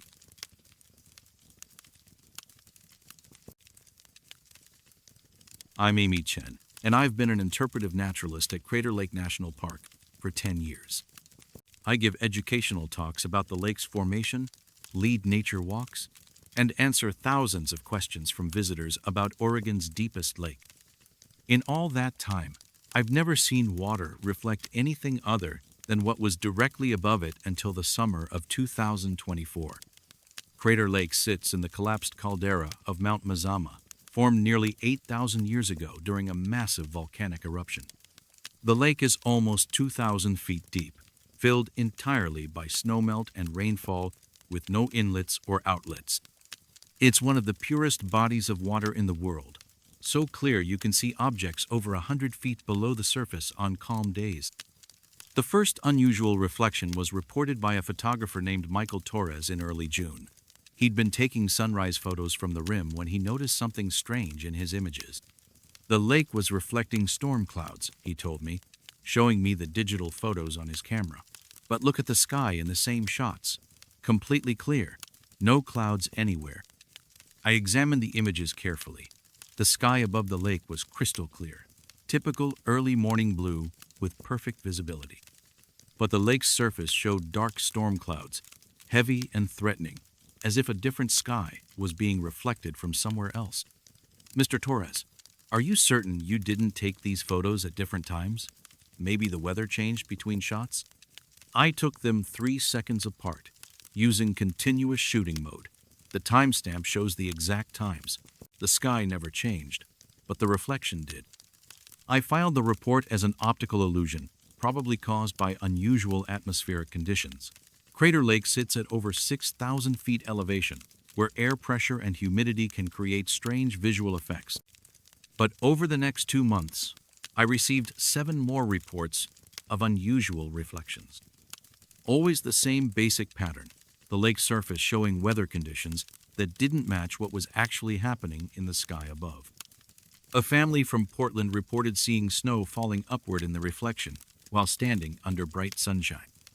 A geology student photographed storm clouds casting shadows on the lake's surface during a perfectly clear afternoon. An elderly couple swore they saw stars reflected in the water at noon on a cloudless day. By August, I decided to monitor the lake systematically, spending full days at various viewpoints with cameras and weather instruments. For 3 weeks, I documented normal conditions, the lake surface perfectly mirroring the sky above, exactly as physics dictated. Then, on a Thursday morning in late August, I witnessed it myself. I was stationed at the main overlook, documenting water conditions for our daily reports, when I noticed the reflection looked wrong. The sky was overcast, heavy gray clouds typical of late summer weather. But the lake's surface was showing brilliant sunshine, as if it was reflecting a clear blue sky from a different day. I took photos from multiple angles, comparing the actual sky to what appeared in the water.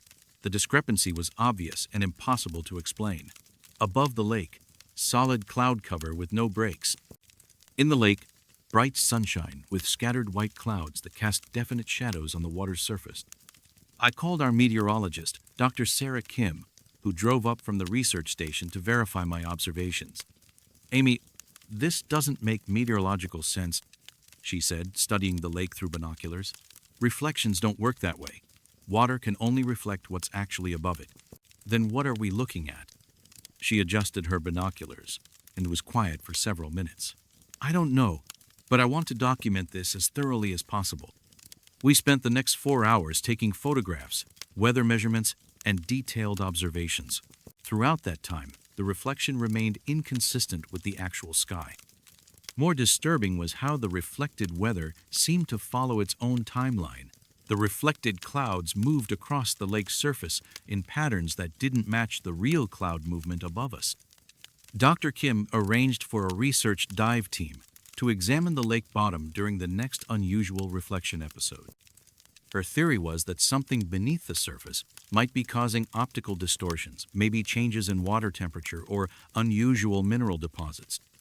The dive took place 3 days later, when visitors reported seeing a thunderstorm reflected in the lake under clear skies. 2 professional divers descended to depths of over 200 feet, documenting everything with underwater cameras.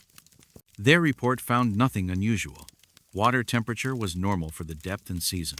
No unusual objects, no geological anomalies, no disturbances in the sediment that might explain the surface reflections. The lake bottom was exactly what it should be, volcanic rock and sediment, perfectly normal. But while the divers were underwater, I made a discovery that changed how I thought about the reflections. I was photographing the inconsistent reflection when I realized the weather pattern in the water looked familiar. The specific arrangement of clouds, the angle of sunlight, the shadows cast on the surface, I'd seen it before. I searched through my photo archives and found the match. The weather pattern reflected in the lake was identical to conditions that had occurred over Crater Lake 6 weeks earlier. Not similar, identical. The same cloud formations, the same light patterns, the same everything. The lake wasn't reflecting the wrong weather, it was reflecting the right weather from the wrong time. I started comparing all the unusual reflection reports to historical weather data. Every single incident matched weather conditions that had actually occurred over Crater Lake, just not on the day the reflection was observed. Some reflections showed weather from weeks in the past. Others matched conditions from months earlier. But the most disturbing discovery came when I compared recent reflections to weather patterns that hadn't happened yet. On September 15th, the lake reflected a severe thunderstorm with heavy rain and hail. The actual weather that day was calm and clear. But 3 days later, on September 18th, Crater Lake was hit by the exact same storm, pattern-identical cloud formations, identical lightning patterns, even identical duration and intensity. The lake had shown the storm 3 days before it arrived. I brought this data to Park Superintendent Robert Martinez, who listened with growing concern as I explained the temporal displacement of the reflections. "Amy, are you telling me the lake is showing us future weather?" "Some of the reflections, yes. Others show past weather. It's like the lake's surface is reflecting different time periods instead of just reflecting the current sky." "That's impossible. I have photographic documentation of 12 separate incidents where the lake accurately reflected weather conditions that occurred days or weeks after the observation. The correlation is perfect." He authorized a comprehensive study involving meteorologists, physicists, and optical specialists from 3 universities. The research team spent 2 months at Crater Lake, documenting every unusual reflection and comparing them to historical and predicted weather patterns. Their findings confirmed my observations but offered no explanations. The lake's surface was indeed reflecting weather conditions from different time periods. The reflections followed no discernible pattern, sometimes showing past weather, sometimes future conditions, sometimes accurate current reflections. Most significantly, every future weather pattern reflected in the lake eventually occurred exactly as shown, usually within a week of the observation. The research team's official report concluded that Crater Lake was experiencing temporal optical anomalies of unknown origin. They recommended continued monitoring but offered no theories about the underlying cause. What the report didn't mention was the incident that occurred during the final week of their study. I was working with Dr. Elizabeth Park, the lead physicist, when we observed a reflection that showed heavy snowfall over the lake. This was in early October, when the first snows typically don't arrive until late November. According to the reflected image, the snow was falling so heavily that visibility was reduced to near zero. If the pattern holds, Dr. Park said, we should see this exact snowstorm within the next week or two. But the snow never came. October passed, then November, then December. The predicted snowstorm never materialized. For the first time since I'd started documenting the phenomenon, the lake had shown a future weather event that didn't happen. Then, in January of 2025, I received a call from the park's winter operations manager. A hiker had been found dead near the rim, apparently caught in a sudden, severe snowstorm. The strange thing was that no storm had been predicted or observed by weather services. The snow had appeared without warning, dumped over 3 feet in less than 2 hours, then stopped completely. The hiker's body was found exactly where Dr. Park and I had been standing when we observed the reflection of heavy snowfall. The snow patterns around the body matched perfectly with what we'd seen reflected in the lake 3 months earlier. The lake hadn't shown the wrong time for the snowstorm. It had shown the right place. The snow had fallen exactly where and how the reflection indicated it, just fell on a different person. I requested a transfer to a different park after that incident. The temporal reflections continue to occur at Crater Lake, documented by my replacement and monitored by ongoing research studies. The phenomenon remains unexplained, though theories range from quantum mechanics to volcanic activity affecting local space-time.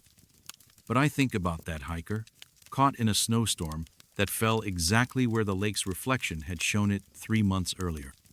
And I wonder if the reflections aren't just showing different times, maybe they're showing different possibilities, different versions of events that could happen at specific locations around the lake. Maybe the lake doesn't reflect the sky at all. Maybe it reflects the future, or the past, or all the possible presents that could occur at any given moment above its ancient waters. The thought that keeps me awake is wondering what else the lake has shown in its reflections over the years. What other future events has it predicted? What other possibilities has it revealed to visitors who dismissed the unusual reflections as optical illusions? And what happens when someone looks into Crater Lake and sees themselves reflected in weather that hasn't happened yet, standing in a place they haven't been, doing something they don't remember deciding to do? I've never gone back to check, but sometimes I wonder if my replacement has seen my reflection in the lake, standing at the rim on a day when I'm hundreds of miles away, watching weather that hasn't occurred yet, documenting phenomena that won't happen until someone else is there to observe them.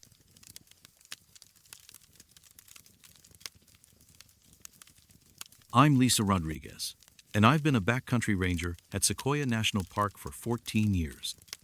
I know the sound of my own footsteps on every type of terra ingranite slabs, forest duff, creek crossings, loose scree. That's why what I heard on the Redwood Creek Trail still doesn't make sense to me. Sequoia covers over 400,000 acres of California's Sierra Nevada mountains, home to the largest trees on Earth and some of the most remote wilderness in the continental United States. The park's backcountry trails wind through ancient groves, across high alpine meadows, and over mountain passes that can be snow-covered 9 months of the year. Most of the trails see very little foot traffic, especially during the off-season, when I do most of my solo patrol work. The first report of unusual audio phenomena came from Ranger Mike Chen in September of 2023. He'd been hiking the Redwood Creek Trail alone, conducting routine trail maintenance, when he noticed something odd about the acoustics. "Lisa, I kept hearing my footsteps echoing back at me," he told me during our weekly staff meeting, but the echo was delayed, like it was bouncing off something really far away. Always the same delay, about 3 seconds after each step. I asked him about the trail conditions. Redwood Creek runs through a narrow canyon with steep granite walls on both sides. Sound can behave strangely in that kind of environment, especially when air, temperature, and humidity create unusual acoustic conditions. "Mike, did you test the echo with other sounds? Clapping, shouting, anything like that?" That's the weird part. I tried yelling, and the echo came back normally, maybe a 1-second delay from the canyon walls. but my footsteps kept echoing with that 3-second delay, no matter where I was on the trail. I made a note to check the trail during my next patrol cycle. Sound anomalies aren't uncommon in the Sierra Nevada, where granite formations and narrow canyons can create unusual acoustic effects. But over the next month, 2 other rangers reported identical experiences on different trails. Always the same pattern footsteps echoing back with a precise 3-second delay, but only when hiking alone. When rangers hiked together, the echo phenomenon disappeared completely. By October, I decided to investigate systematically.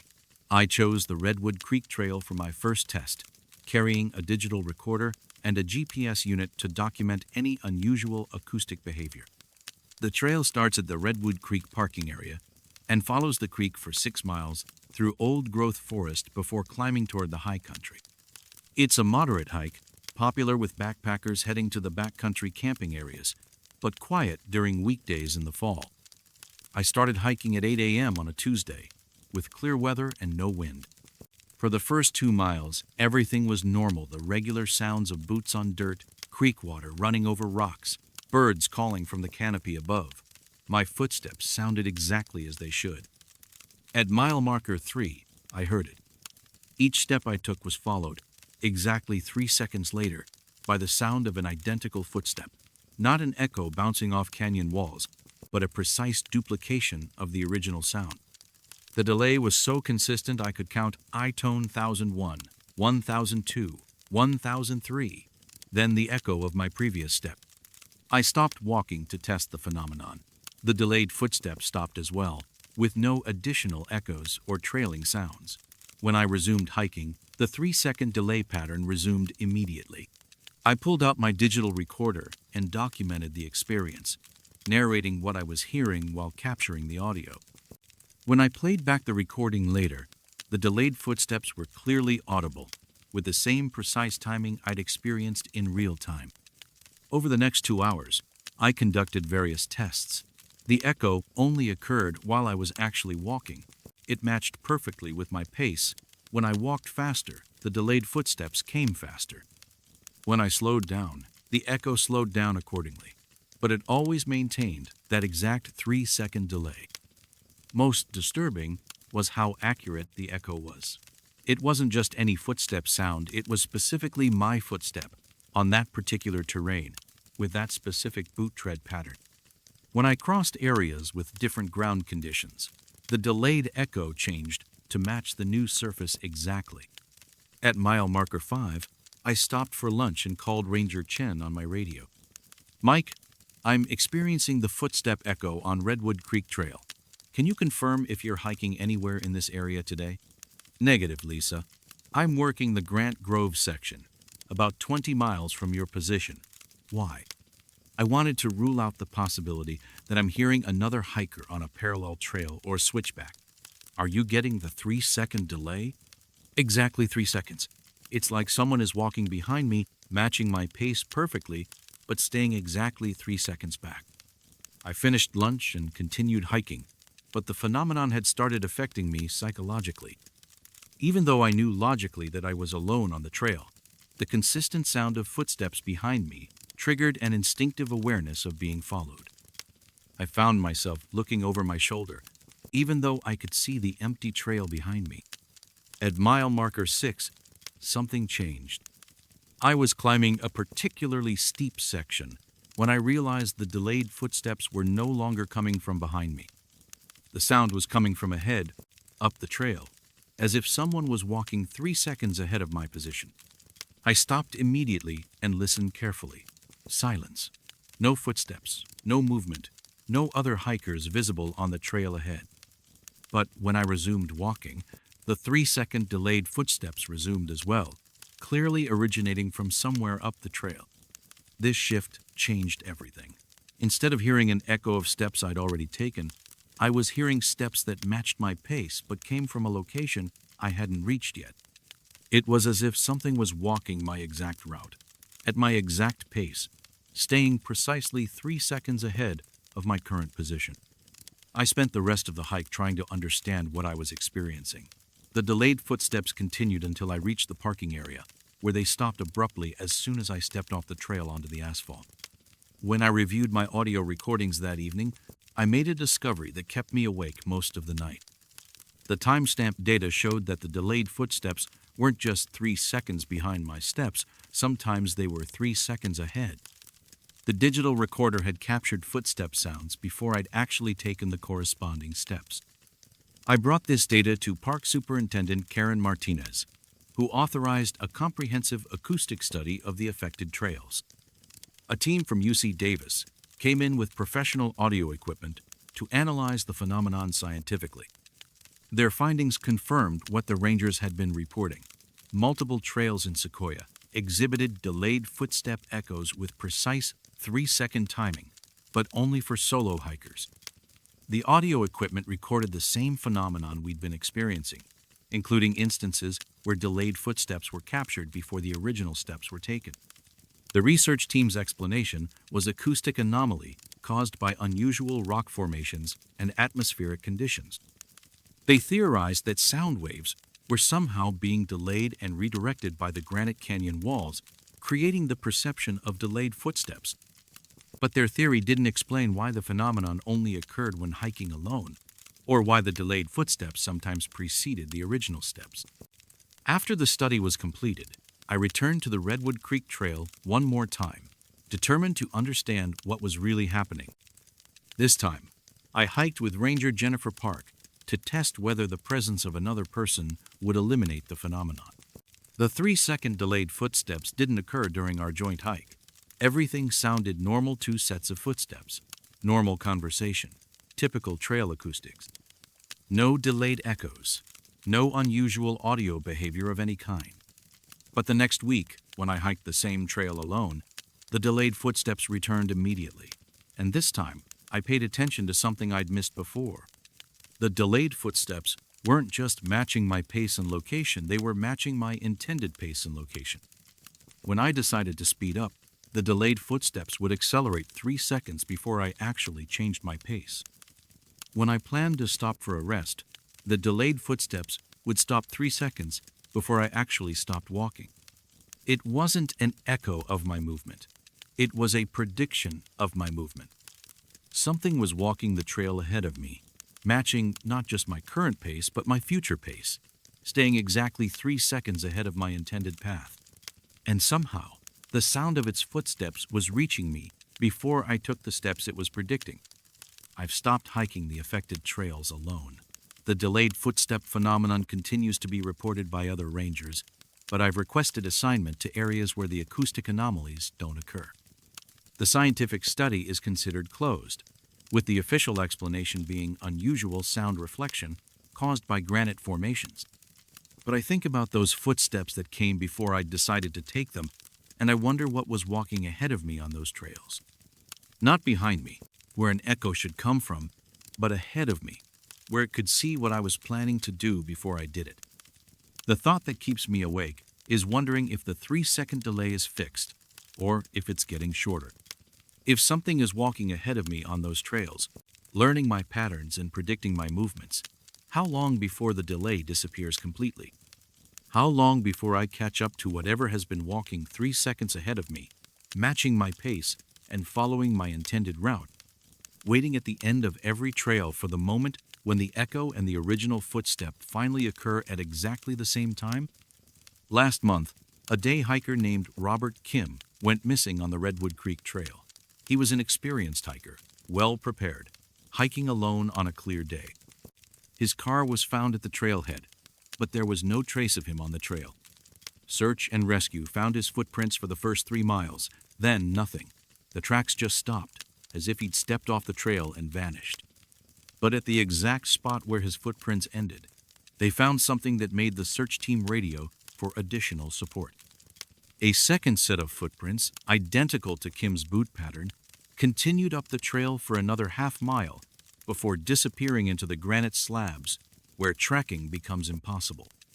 The second set of prints were in the exact locations where Kim's steps should have been if he'd continued hiking at his established pace. It was as if Kim had somehow stepped into his own 3-second delayed footsteps, merging with the echo that had been following him up the trail.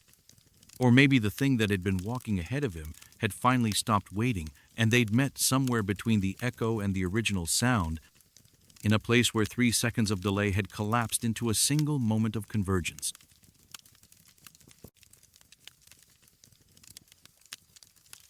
I'm David Park, and I've been a wilderness ranger at Capitol Reef National Park for 11 years. I know every trail, every slot canyon, and every landmark in our 241,000 acres of Utah desert. That's why the reports from Devil's Garden have been bothering me since they started in the spring of 2024. Capitol Reef sits in south-central Utah, a landscape of towering red cliffs, narrow canyons, and rock formations that date back millions of years.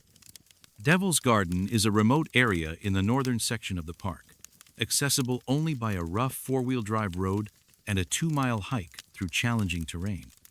It's not a destination for casual visitors. The people who make it to Devil's Garden are experienced hikers who know what they're doing. The first report came from a geologist named Dr. Jennifer Martinez in April. She'd been conducting soil surveys in Devil's Garden when she noticed a discrepancy in her field notes and GPS data. "David, I lost an hour," she told me over the satellite phone. "I have detailed notes and GPS waypoints until 11:47 a.m., then nothing until 12:53 p.m. But according to my GPS track, I kept moving the entire time." I asked her to describe what she remembered from that time period. That's the problem. I don't remember anything. One minute I was taking soil samples near the Red Tower Formation. The next minute, I was standing by the wash on the other side of the canyon. No memory of walking there. No memory of what I did during that hour. Dr. Martinez was a careful researcher, the kind of person who documented everything with scientific precision. If she said she'd lost an hour, I believed her. But isolated incidents of memory loss can happen to anyone, especially when working alone in challenging conditions. The second report came 2 weeks later from a backpacker named Michael Chen. Same location, same phenomenon exactly, 1 hour of missing time, with no memory of what had occurred. His GPS unit showed continuous movement during the missing hour, but he had no recollection of where he'd gone or what he'd done.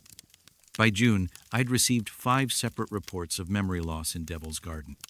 Always the same pattern, exactly 1 hour missing, no memory of events during that time, GPS data showing continuous movement through the area. That's when I decided to investigate personally. I hiked to Devil's Garden on a Tuesday morning in late June, carrying standard field equipment plus a GPS unit set to record my position every 30 seconds. The hike took 2 hours through typical Capitol Reef terrain sandstone cliffs, scattered juniper trees, and desert vegetation adapted to the arid climate. Devil's Garden itself is a natural amphitheater surrounded by towering rock formations. The area gets its name from the red sandstone spires that rise from the canyon floor like twisted sculptures. It's beautiful in the way that only Utah wilderness can be: ancient, harsh, and completely indifferent to human presence. I spent the morning documenting the area, taking photographs and GPS waypoints at locations where the memory loss incidents had been reported. Everything seemed normal. No unusual geological features, no environmental hazards, nothing that would explain why multiple visitors had experienced identical memory phenomena. At 11:37 a.m., I was examining a formation of weathered sandstone when I noticed my watch had stopped. The digital display was frozen at 11:37, even though I could see the second hand on my backup analog watch continuing to move normally. I made a note of the malfunction and continued my survey work.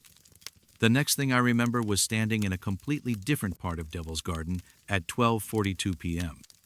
According to my analog watch, 65 minutes had passed. I was over half a mile from where I'd been when my digital watch stopped, standing in an area I hadn't planned to visit. My field notebook contained no entries for the missing time period, and I had no memory of hiking to my current location. But my GPS unit had recorded everything. When I reviewed the track data that evening, I found something that made my hands shake. During the 65 minutes I couldn't remember, I had walked in a perfect spiral pattern, covering nearly 2 square miles of the Devil's Garden area. The GPS track showed a mathematically precise spiral, with each loop exactly the same distance from the center point and exactly the same spacing between loops. No human being walks in perfect geometric patterns while conscious. The precision of the spiral was impossible to achieve without careful planning and constant measurement.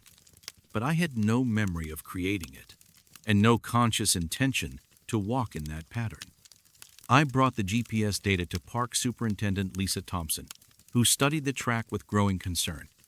"David, this looks like it was plotted by computer software, not generated by someone walking. That's what bothers me.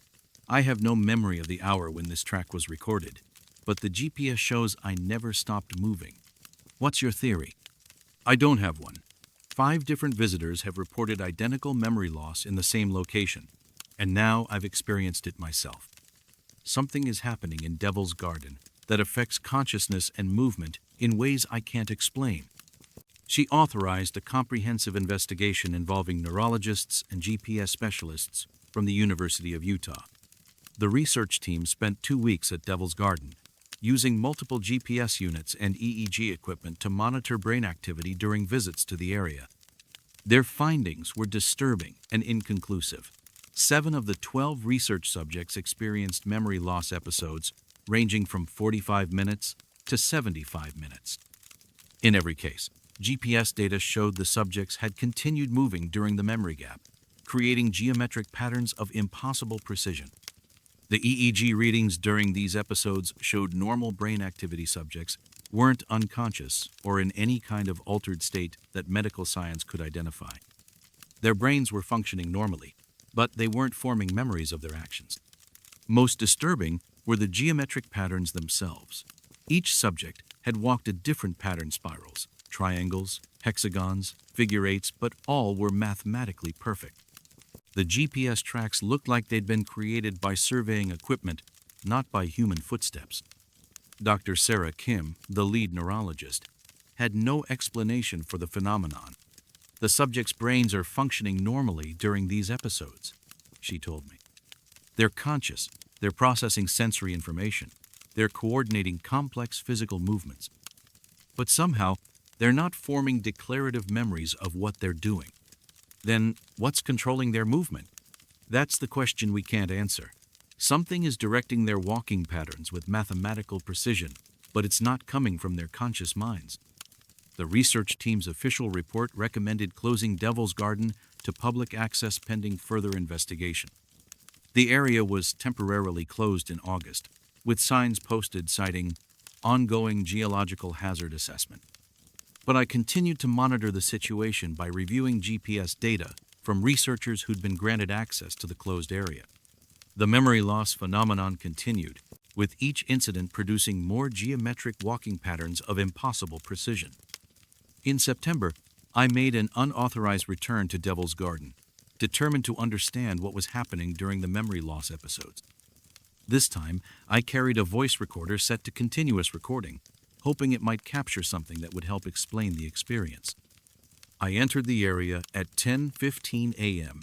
and began my usual documentation routine. At 10:52 a.m., my digital watch stopped, and the next thing I remembered was standing in a different location at 12:08 p.m. When I reviewed the voice recording that evening, I found 76 minutes of audio from the time period I couldn't remember, but it wasn't my voice on the recording. The audio contained what sounded like instructions, spoken in a calm, measured tone that didn't match my normal speaking voice. The instructions were precise directions for creating geometric walking patterns. 15 steps northeast, turn 60 degrees right. 12 steps southeast, turn 90 degrees left. The voice giving these instructions was definitely mine. Same vocal patterns, same accent, same speech mannerisms. But I had no memory of speaking those words, and the tone was unlike anything I'd ever heard myself use. It was detached, mechanical, as if I was reading from a script I didn't understand. The recording continued for the entire 76 minutes, with my voice calmly providing step-by-step directions for creating what the GPS data confirmed was a perfect hexagonal pattern covering nearly 3 square miles. I've never returned to Devil's Garden. The area remains officially closed. with the memory loss phenomenon documented but unexplained. The research continues, but no one has been able to determine what causes visitors to lose consciousness of their actions while walking in mathematically impossible patterns. What keeps me awake at night isn't wondering what happens during those lost hours. It's wondering what purpose those geometric patterns serve. 57 different visitors have now walked 57 different mathematical designs across the Devil's Garden landscape, each pattern perfect in its precision, each created by someone who has no memory of making it. The patterns are too complex and too numerous to be random. They're part of something larger, some kind of design that requires human movement to complete. And whatever is directing that movement has unlimited patience, unlimited time, and the ability to control human consciousness without leaving any trace of its presence. I think about my voice on that recording, calmly giving directions for walking patterns I never planned to create. And I wonder if the thing that controls movement in Devil's Garden is something that lives in the landscape itself. Something that needs human feet to trace out designs across the desert floor, patterns that can only be seen from high above the Red Rock Canyons. Maybe the geometric walking tracks aren't random patterns created by confused hikers. Maybe they're letters in an alphabet we don't recognize, words in a language we can't understand, messages being written across the Utah desert, one lost hour at a time. And maybe when enough visitors have walked enough patterns, when the message is finally complete, we'll understand what Devil's Garden has been trying to tell us all along. But by then, it might be too late to remember who we were before we became the instruments that wrote it.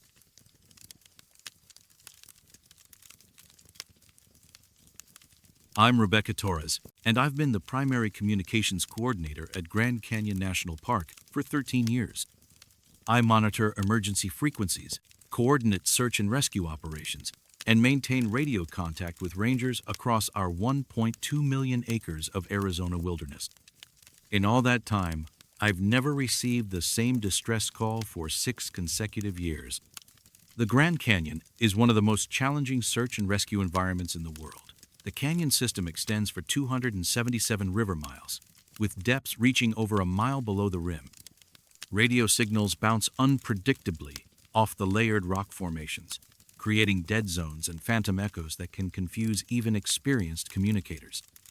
The call first came through on May 14, 2018, at 3:27 p.m. on standard emergency frequency. Grand Canyon Base. This is hiker requesting immediate assistance. I'm lost and can't find the trail back to the rim. GPS coordinates 36 degrees 06 minutes north, 112 degrees 08 minutes west. Please send help. The voice was female, middle-aged, calm but clearly concerned. I responded immediately, asking for more details about her condition and location. Caller, this is Grand Canyon Base. Can you describe your surroundings? Are you injured? How long have you been lost? Static filled the channel for about 30 seconds. Then the same voice came back with identical phrasing. Grand Canyon Base. This is hiker requesting immediate assistance. I'm lost and can't find the trail back to the rim. GPS coordinates 36 degrees 06 minutes north, 112 degrees 08 minutes west. Please send help. I plotted the coordinates on our mapping system. They placed the caller deep within the canyon, about 3 miles south of the visitor center, in an area of steep limestone cliffs and narrow ravines. Difficult terrain, but accessible to our search teams. I dispatched a helicopter to the coordinates while maintaining radio contact with the caller. But every attempt to gather additional information resulted in the same response, the exact same distress call, word for word, with identical timing and inflection. The helicopter crew reported no sign of a hiker at the specified coordinates.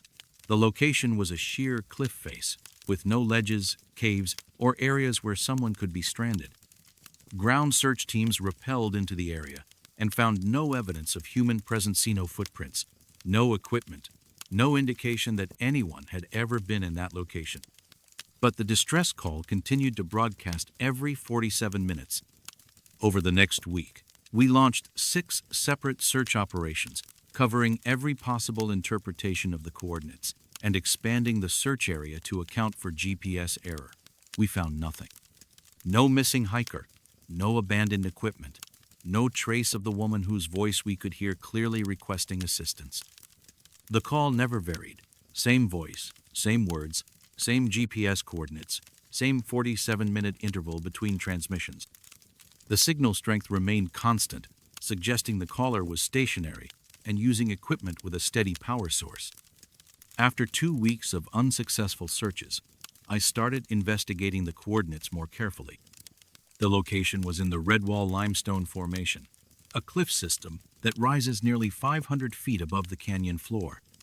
The specific coordinates pointed to a spot approximately 200 feet up the cliff face, inside solid rock. Not at the base of the cliff, not on a ledge, not in a cave. Inside the limestone formation itself, where no human being could possibly exist. I brought this data to Park Superintendent Michael Chen, who reviewed the search reports and geological surveys with growing confusion. Rebecca, are you certain about the coordinate accuracy? I've verified the numbers multiple times with different equipment. The signal is definitely originating from inside the rock formation. That's impossible. Radio equipment doesn't work inside solid stone, and there are no caves or cavities in that section of the red wall. I know, but the signal strength and triangulation data are consistent. The caller is broadcasting from a location where no one can physically exist.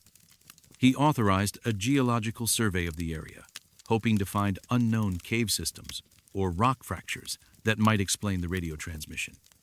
The survey team used ground-penetrating radar and seismic equipment to map the internal structure of the limestone formation. Their report confirmed what we already knew: solid rock for hundreds of feet in all directions from the transmission coordinates. No caves, no cavities, no hollow spaces that could contain a person or radio equipment.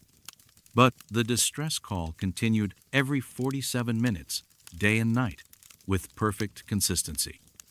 By the end of 2018, the call had become a routine part of our communication protocols.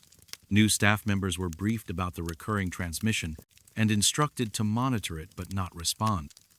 We'd exhausted every possible search option and found no explanation for the phenomenon. The voice never changed, never showed signs of distress or urgency beyond the initial request for help.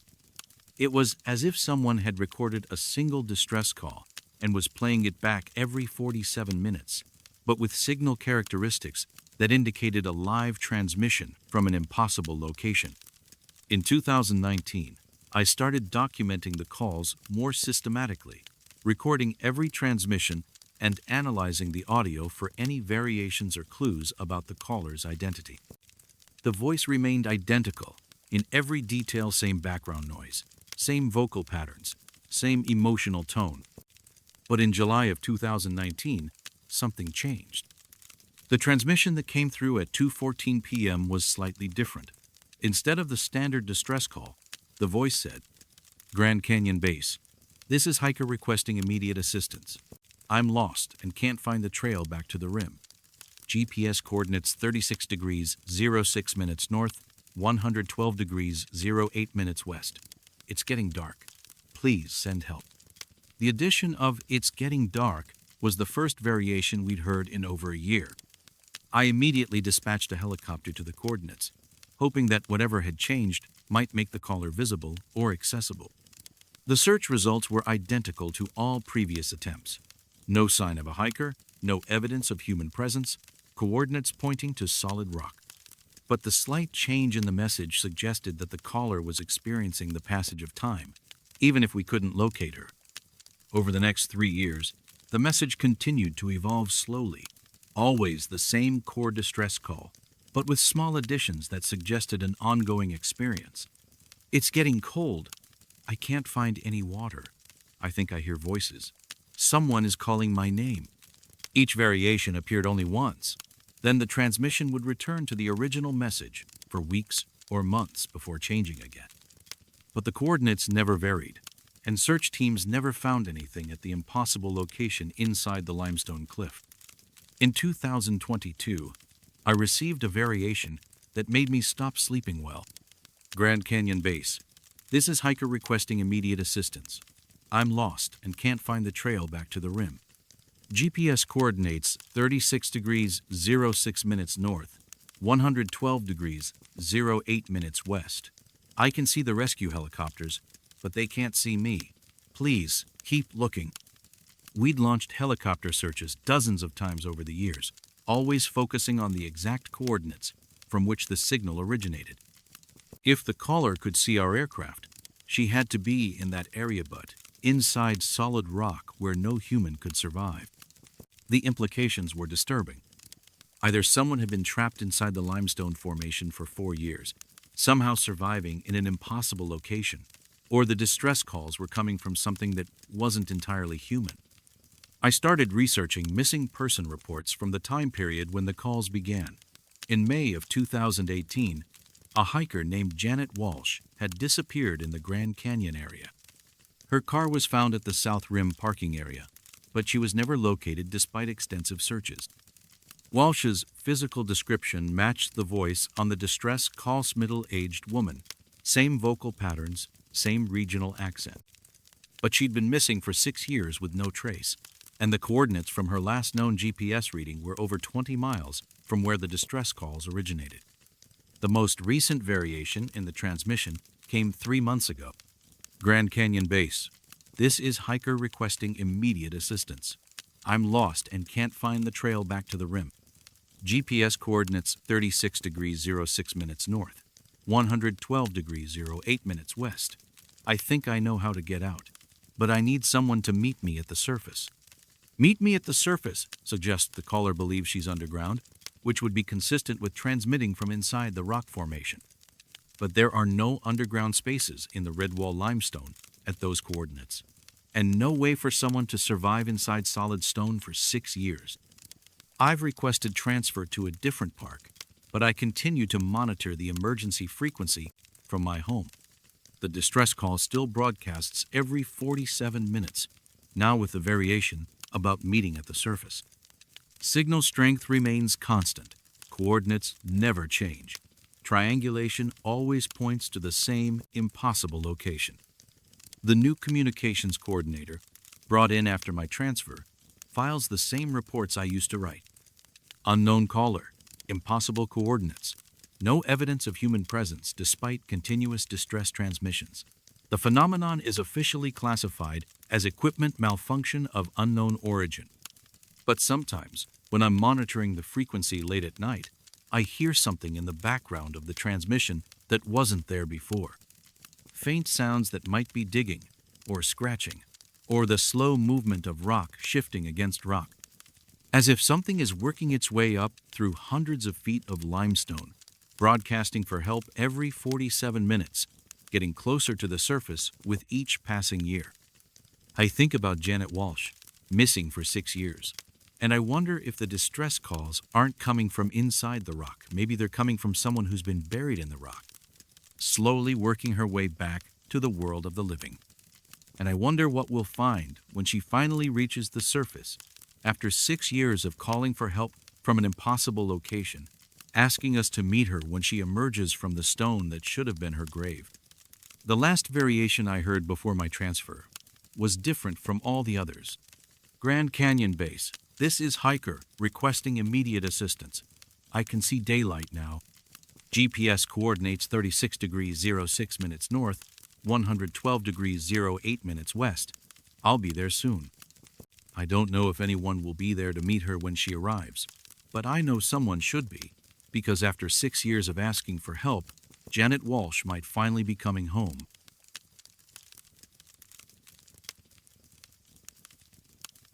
I'm Karen Williams, and I've been the staff meteorologist at Rocky Mountain National Park for 16 years. I monitor weather patterns across our 265,000 acres of Colorado wilderness, from the plains at 8,000 feet to the alpine peaks above 14,000. In all that time, I've never seen a weather phenomenon that seemed to hunt specific people. Rocky Mountain National Park straddles the Continental Divide, where weather systems collide and create some of the most unpredictable conditions in North America. Sudden storms, temperature swings of 40 degrees in an hour, and microclimate variations that can vary by 30 degrees within a few hundred yards. But even in this environment of extreme weather variability, What started happening in the summer of 2023 defied every meteorological principle I understood. The first report came from Ranger Tom Martinez on July 3rd. He'd been conducting a routine trail patrol on the Emerald Lake Trail when his handheld weather instrument registered a sudden temperature drop. "Karen, I need you to check the data from Weather Station 4, he radioed. "I'm showing a 30-degree temperature drop that started at 11:43 a.m. and lasted exactly 17 minutes. I pulled up the data from our automated weather station network. Weather Station 4, located near Bear Lake, showed normal temperature readings throughout the morning. No sudden drops, no unusual variations, nothing that would explain Tom's handheld readings. Tom, our permanent station isn't showing any temperature anomalies. Are you sure your equipment is calibrated correctly?" I double-checked it against 2 other instruments. All 3 showed the same readings. Temperature dropped from 72 degrees to 42 degrees in less than a minute, stayed there for exactly 17 minutes, then returned to normal just as fast. Isolated equipment malfunctions happened, especially with handheld devices exposed to mountain conditions. I made a note to have Tom's instruments checked and forgot about the incident. But over the next 2 weeks, 3 other rangers reported identical temperature drops. Always the same pattern, 30 degrees in less than a minute, exactly 17 minutes duration, then immediate return to normal. And always affecting only handheld instruments, never registering on our permanent weather station network. By the end of July, I decided to investigate personally.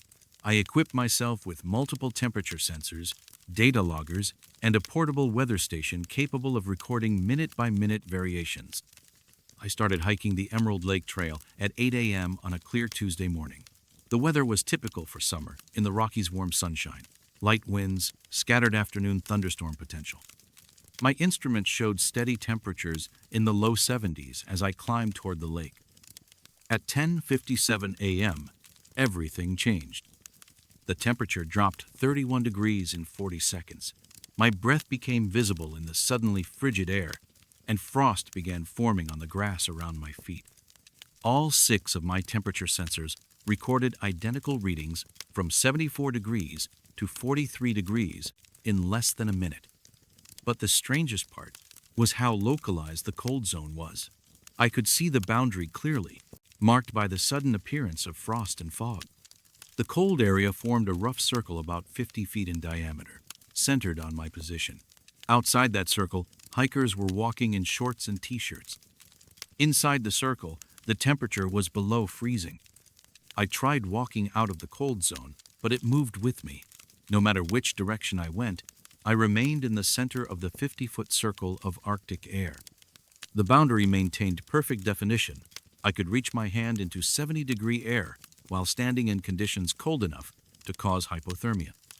The phenomenon lasted exactly 17 minutes, then disappeared as suddenly as it had begun. Temperature readings returned to normal. Frost melted immediately, and the visible boundary between cold and warm air vanished. I documented everything with photographs, temperature logs, and GPS coordinates. When I reviewed the data that evening, I found something that made me question everything I understood about meteorology.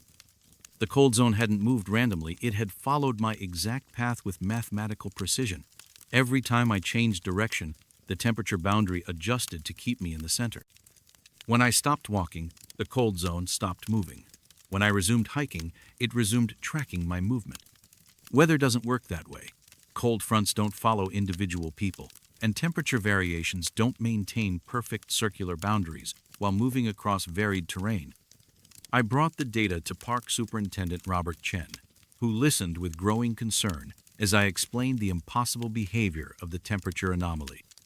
"Karen, are you saying this cold zone was following you deliberately?" The data supports that conclusion. The cold zone tracked my movement with precision that can't be explained by natural weather patterns. What's your theory? I don't have one that makes meteorological sense, but I want to test whether this phenomenon affects other people the same way. He authorized a comprehensive study involving additional staff and specialized equipment. Over the next month, we documented 12 separate incidents of localized temperature drops affecting rangers and researchers in the field. Every incident followed the same pattern: 30-degree temperature drop, 50-foot circular boundary, exactly 17 minutes duration, movement that tracked the affected individual's location. The phenomenon appeared to select specific people, follow them for precisely 17 minutes, then vanish without explanation. Most disturbing was the discovery that not everyone experienced the temperature drops. In controlled tests with multiple staff members hiking together, only one person would be affected, while others remained in normal temperature conditions. The cold zone would follow the selected individual while leaving their companions unaffected, even when they were walking side by side. Dr. Sarah Kim, an atmospheric physicist from the National Center for Atmospheric Research, joined our investigation in September. Her analysis of our data confirmed what we documented but offered no scientific explanation. "This isn't weather," she told me after reviewing 3 weeks of temperature logs. "Weather systems don't behave with this kind of precision and selectivity. Whatever is causing these temperature drops operates according to rules that don't exist in atmospheric science." Then, what are we dealing with? I don't know, but I want to be present during the next incident to take direct measurements. Her opportunity came on September 21st, when the temperature drop phenomenon affected me again during a research hike in the Glacier Gorge area. Dr. Kim was positioned 100 yards away with sensitive atmospheric monitoring equipment when the cold zone formed around my position. Her instruments recorded something that challenged our understanding of physics. The temperature drop wasn't caused by moving air masses or changes in atmospheric pressure. Instead, the molecular motion within the 50-foot boundary simply decreased, as if the kinetic energy of air molecules was being directly removed from the system. "Karen, this violates thermodynamic principles," Dr. Kim said, reviewing her readings. "Energy can't just disappear from a localized area without going somewhere else." But that's exactly what happened. Where did the thermal energy go? That's what we need to find out. Her analysis suggested that the missing thermal energy was being transferred somewhere outside our measurement capability. The cold zones weren't natural weather phenomena. They were evidence of some kind of energy extraction process that operated according to unknown physical principles. The implications were disturbing. If something was deliberately removing thermal energy from specific locations and following selected individuals, then the temperature drops weren't random meteorological events. They were targeted activities with purposeful intent. In October, we made a discovery that convinced me to request a transfer to a different research position. During a controlled test with multiple temperature sensors and high-resolution cameras, we documented a temperature drop incident affecting Ranger Jennifer Park. The cold zone formed around her position and tracked her movement for the standard 17 minutes. But when we analyzed the high-resolution footage frame by frame, we found something that hadn't been visible in real time. The frost patterns that formed during the temperature drop weren't random. They created specific shapes, geometric designs that covered the ground within the cold zone boundary. Different patterns appeared during each incident, but all were mathematically precise and far too complex to occur naturally. The frost patterns looked like writing. Dr. Kim's analysis confirmed that the geometric frost formations required deliberate thermal manipulation to create. Natural frost doesn't form in perfect mathematical patterns, and the complexity of the design suggested an intelligence capable of controlling molecular-level processes. Whatever is creating these temperature drops is using them to write messages, she told me. The frost patterns are too organized and too complex to be accidental. Messages in what language? That's what we need to determine. But I'd seen enough.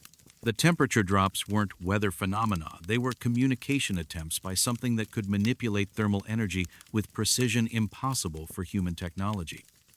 And for reasons I didn't understand, that something was selecting park staff and following them around the Rocky Mountains while writing messages in frost that melted before we could fully document them.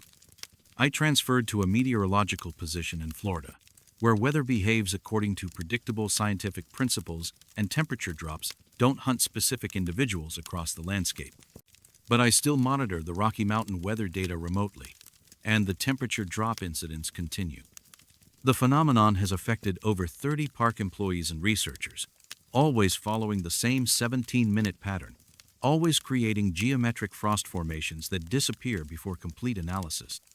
The most recent incident occurred last week, affecting a new meteorologist who replaced me at the park.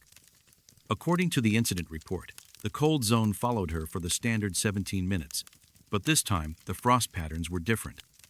They formed letters, English letters, arranged in words that spelled out a message across 50 feet of frozen ground. We need to talk.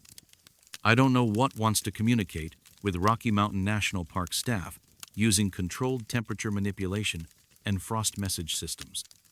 But I know it's getting better at making its intentions clear, and I know it's still out there, moving across the Colorado mountains like a cold shadow that selects specific people and follows them until it's delivered whatever message it's trying to send. The thing that keeps me awake is wondering what will happen when someone finally figures out how to talk back to the intelligence that writes messages in frost and hunts people with precisely controlled Arctic air.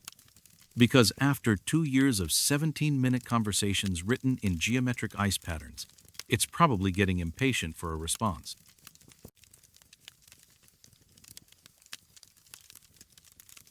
I'm Daniel Kim, and I've been the trail maintenance specialist at Zion National Park for 12 years. I install, repair, and update every trail marker in our 147,000 acres of Utah wilderness. I know the exact location and wording of over 300 trail signs throughout the park. That's why what started happening on the Riverside Walk in September of 2024 still makes no sense to me. Zion sits in southern Utah, where the Virgin River has carved a canyon system through massive sandstone cliffs that rise over 2,000 feet above the valley floor. The park's trail system includes everything from easy paved walks to technical climbing routes, all clearly marked with standardized signs that provide distances, difficulty ratings, and destination information. The first report of unusual signage came from a visitor named Patricia Chen on September 8th. She approached me at the visitor center, looking confused and holding a digital camera. "Excuse me, I need to report an error with one of your trail signs," she said, showing me a photograph on her camera's display. This sign points to the Narrows, but when I was standing there reading it, it said something completely different. The photograph showed the standard Riverside Walk trail marker at the 1 mile point, correctly indicating the Narrows, 0.8 miles. Standard Park Service signage, properly installed and maintained. "Ma'am, what did the sign say when you read it directly?" It pointed to a place called Echo Valley and said it was 2.4 miles. But when I took this picture and looked at the camera screen, it showed the correct Narrows information. I asked her to show me the exact location. We hiked to the 1 mile marker on Riverside Walk, where I found the sign exactly as it should. B brown metal placard with white lettering pointing toward the Narrows at 0.8 miles. "This is the sign that was wrong?" I asked. Patricia stared at the marker with a puzzled expression. "It says Echo Valley now, 2.4 miles that direction." She pointed southeast toward a cliff face with no trail access. I looked at the sign again. It clearly read the Narrows, 0.8 miles, with an arrow pointing north along the established trail. But Patricia was adamant that she was reading different information from the same sign. I took several photographs of the marker from various angles, then asked Patricia to take pictures with her camera. All of our photos showed identical information, the correct Narrows destination and distance. "Ma'am, I'm going to check our maintenance records, but this sign was installed correctly and inspected last month. There's no place called Echo Valley in Zion National Park." She left looking frustrated, and I filed the incident as a possible vision problem or medication side effect. Visitors sometimes experience confusion at high altitude or in extreme heat.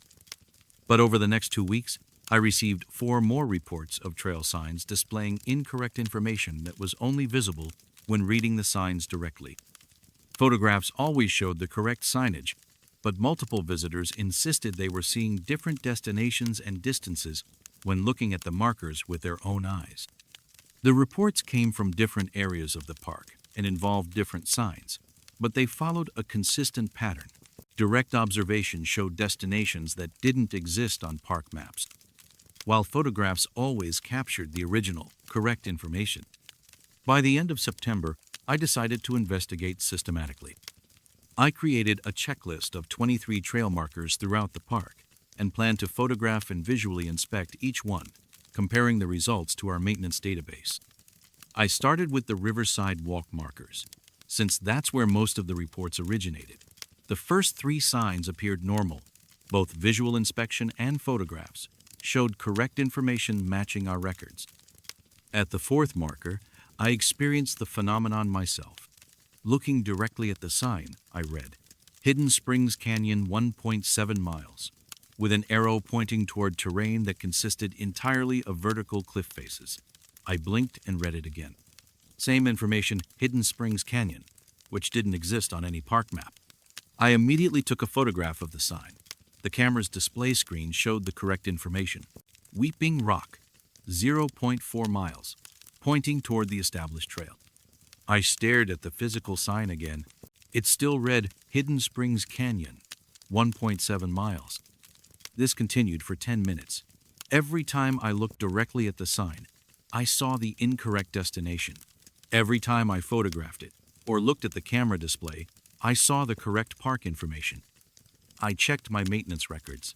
The sign had been installed 3 years earlier and inspected twice in 2024. No reported problems, no unauthorized modifications, no indication that anything was wrong with the marker. But somehow, my eyes were reading different information than my camera was recording. I spent the rest of the day testing other trail markers and found the phenomenon occurred at 12 different locations throughout the park. Each affected sign displayed a different, non-existent destination when observed directly, but photographs always showed the original, correct signage. The false destinations had names like Mirror Lake Valley, Crystal Bridge Trail, and Sunrise Point Overlook, places that sounded like they belonged in Zion, but didn't appear on any official map. The distances ranged from half a mile to over 5 miles, and the directional arrows pointed toward inaccessible terrain cliff faces, slot canyons with no entry points, areas that were geologically impossible to reach. I brought my findings to Park Superintendent Lisa Martinez, who reviewed the photographic evidence and listened to my observations with growing concern. Daniel, you're telling me that you can see incorrect information on these signs, but cameras record the correct information? That's exactly what's happening. Multiple visitors have reported the same thing over the past month. The signs appear to display different information depending on whether you're looking at them directly or through a camera. That's impossible. Signs don't change their text based on how they're being observed. I know, but I've documented it at 12 different locations. The phenomenon is consistent and repeatable. She authorized a comprehensive review involving ophthalmologists and optical specialists, thinking the problem might be related to vision processing or optical illusions created by desert lighting conditions. The medical evaluation found nothing wrong with my vision or neurological function.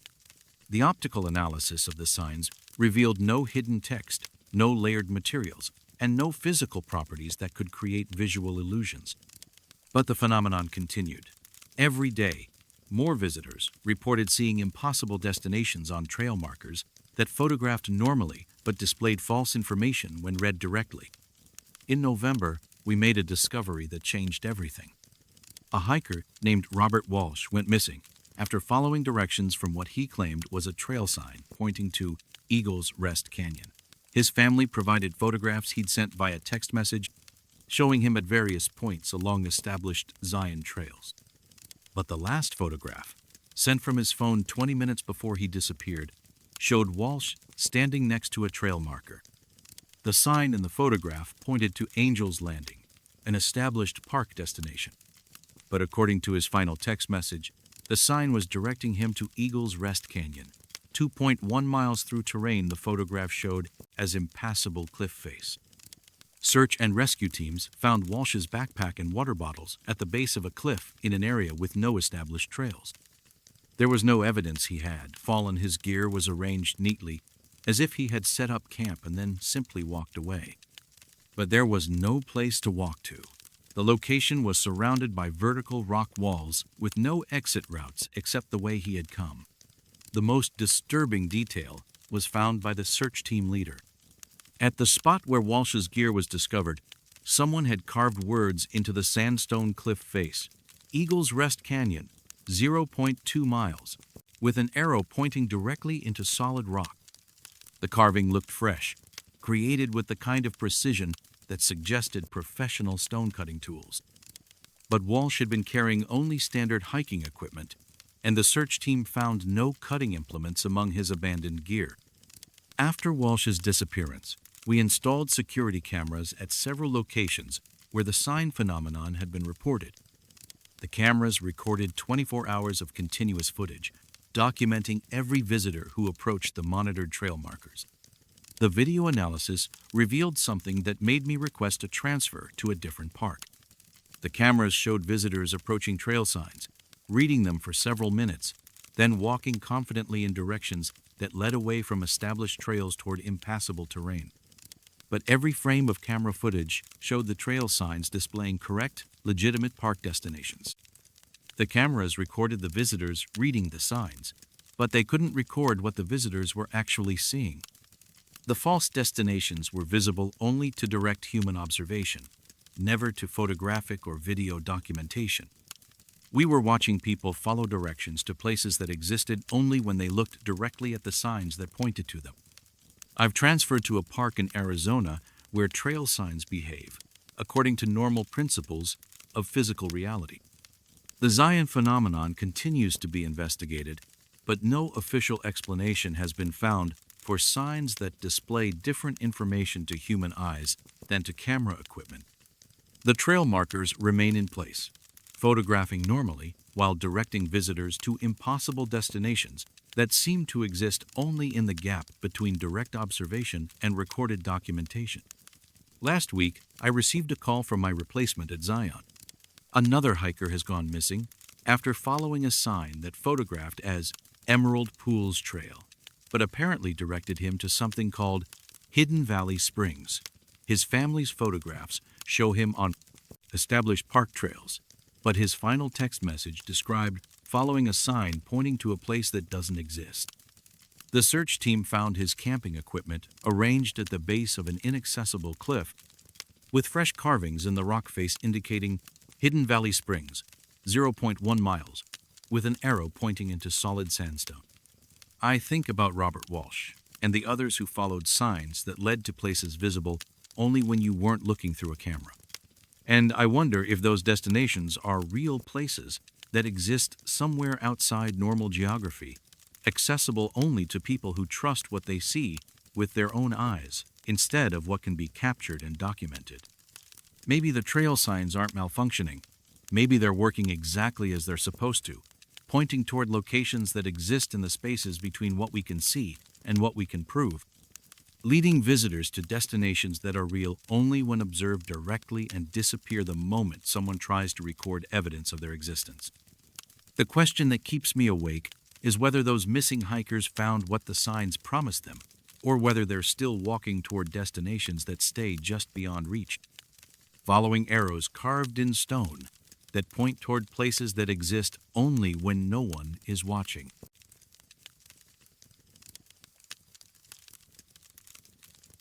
I'm Elena Rodriguez, and I've been the Resource Management Specialist at Great Sand Dunes National Park for 18 years. I monitor environmental conditions across our 150,000 acres of Colorado desert, from the tallest sand dunes in North America to the alpine lakes of the Sangre de Cristo Mountains. In all that time, I've never encountered a place where sound simply stops existing. Great Sand Dunes sits in the San Luis Valley, where wind patterns have accumulated sand for over 400,000 years into dunes that rise 750 feet above the valley floor. It's a landscape of constant motion and sounds and shifting in the wind, visitors sliding down dune faces, the rumble of distant thunderstorms echoing off the mountain walls. The park is never truly quiet. until the silence zone appeared in the summer of 2022. The first report came from a geology researcher named Dr. Michael Park, who was conducting sediment studies in the northern section of the Dune Field. He called our office on July 15th, sounding confused and concerned. "Elena, I need to report an unusual acoustic phenomenon in Grid Sector 7. I encountered an area where sound doesn't behave normally." Dr. Park was a careful scientist, not given to exaggeration or imprecise language. When he said sound wasn't behaving normally, I paid attention. "Can you describe what you experienced?" "I walked into a zone where everything went completely silent.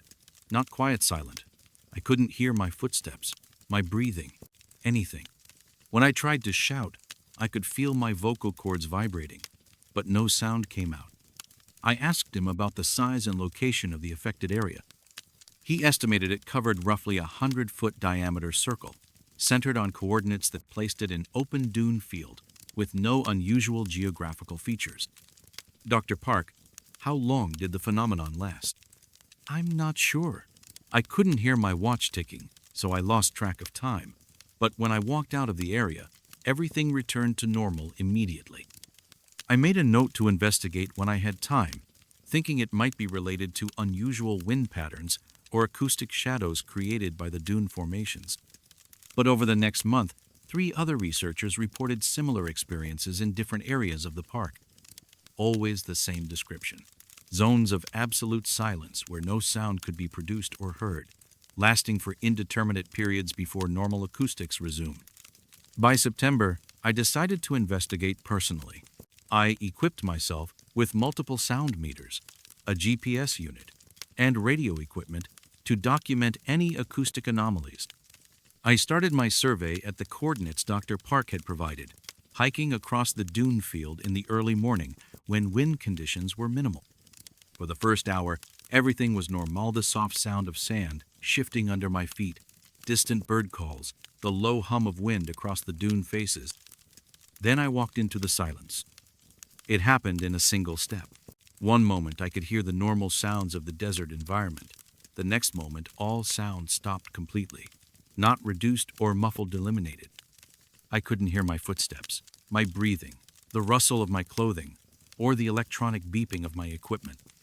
I tried speaking aloud, then shouting. I could feel the vibrations in my throat and chest, but no sound reached my ears. The silence was absolute and unnatural, like being suddenly deaf, except that I knew my hearing was functioning normally. I checked my sound meters. They showed no readings, not low readings or background noise, but complete absence of any measurable sound waves. According to the instruments, sound simply didn't exist within the affected area. The zone formed a rough circle, about 120 feet in diameter. I could walk to the edge and hear normal desert sounds, then step back into complete silence. The boundary was sharply defined, no gradual transition, just an immediate shift between normal acoustics and absolute quiet. Most disturbing was what happened to my compass. Inside the silence zone, the needle spun randomly, unable to find magnetic north. My GPS unit continued to function, but the compass became completely unreliable, as if the silence zone existed outside normal magnetic fields. I spent 2 hours documenting the phenomenon, taking measurements and GPS coordinates from multiple positions. When I finally left the area, the return of sound was overwhelming. Every footstep, every breath seemed amplified after the complete absence of auditory input. I filed a detailed report with Park Superintendent Robert Chen, including audio recordings and instrument readings. The recordings were particularly eerie: several minutes of complete digital silence, followed by normal desert sounds when I moved outside the zone. "Elena, have you ever heard of anything like this before?" "Never. Sound doesn't just stop existing in open desert. There's nothing in the physics of acoustics that would explain a localized zone of absolute silence." "What's your theory?" "I don't have one that makes scientific sense, but I want to continue monitoring the phenomenon to see if it's consistent or if it moves." He authorized ongoing study, and I began regular surveys of the dune field to track the silence zone's behavior. What I discovered over the next year made me question everything I understood about the park's environment. The silent zone moved, not randomly, but in patterns that suggested deliberate progression across the landscape. It would appear in one location for several days, then manifest elsewhere, always maintaining roughly the same size and characteristics. More alarming was the discovery that the zone was growing larger. My first encounter had covered about 120 feet in diameter. By spring of 2023, the silent zone measured over 200 feet across. By fall, it had expanded to nearly 300 feet. The growth rate was consistent, approximately 10 feet of diameter expansion every 3 months. If the pattern continued, the silent zone would cover over 1,000 feet by the end of 2024. I started mapping the zone's movements and discovered it followed no natural patterns. It didn't correlate with wind direction, weather systems, or seasonal changes.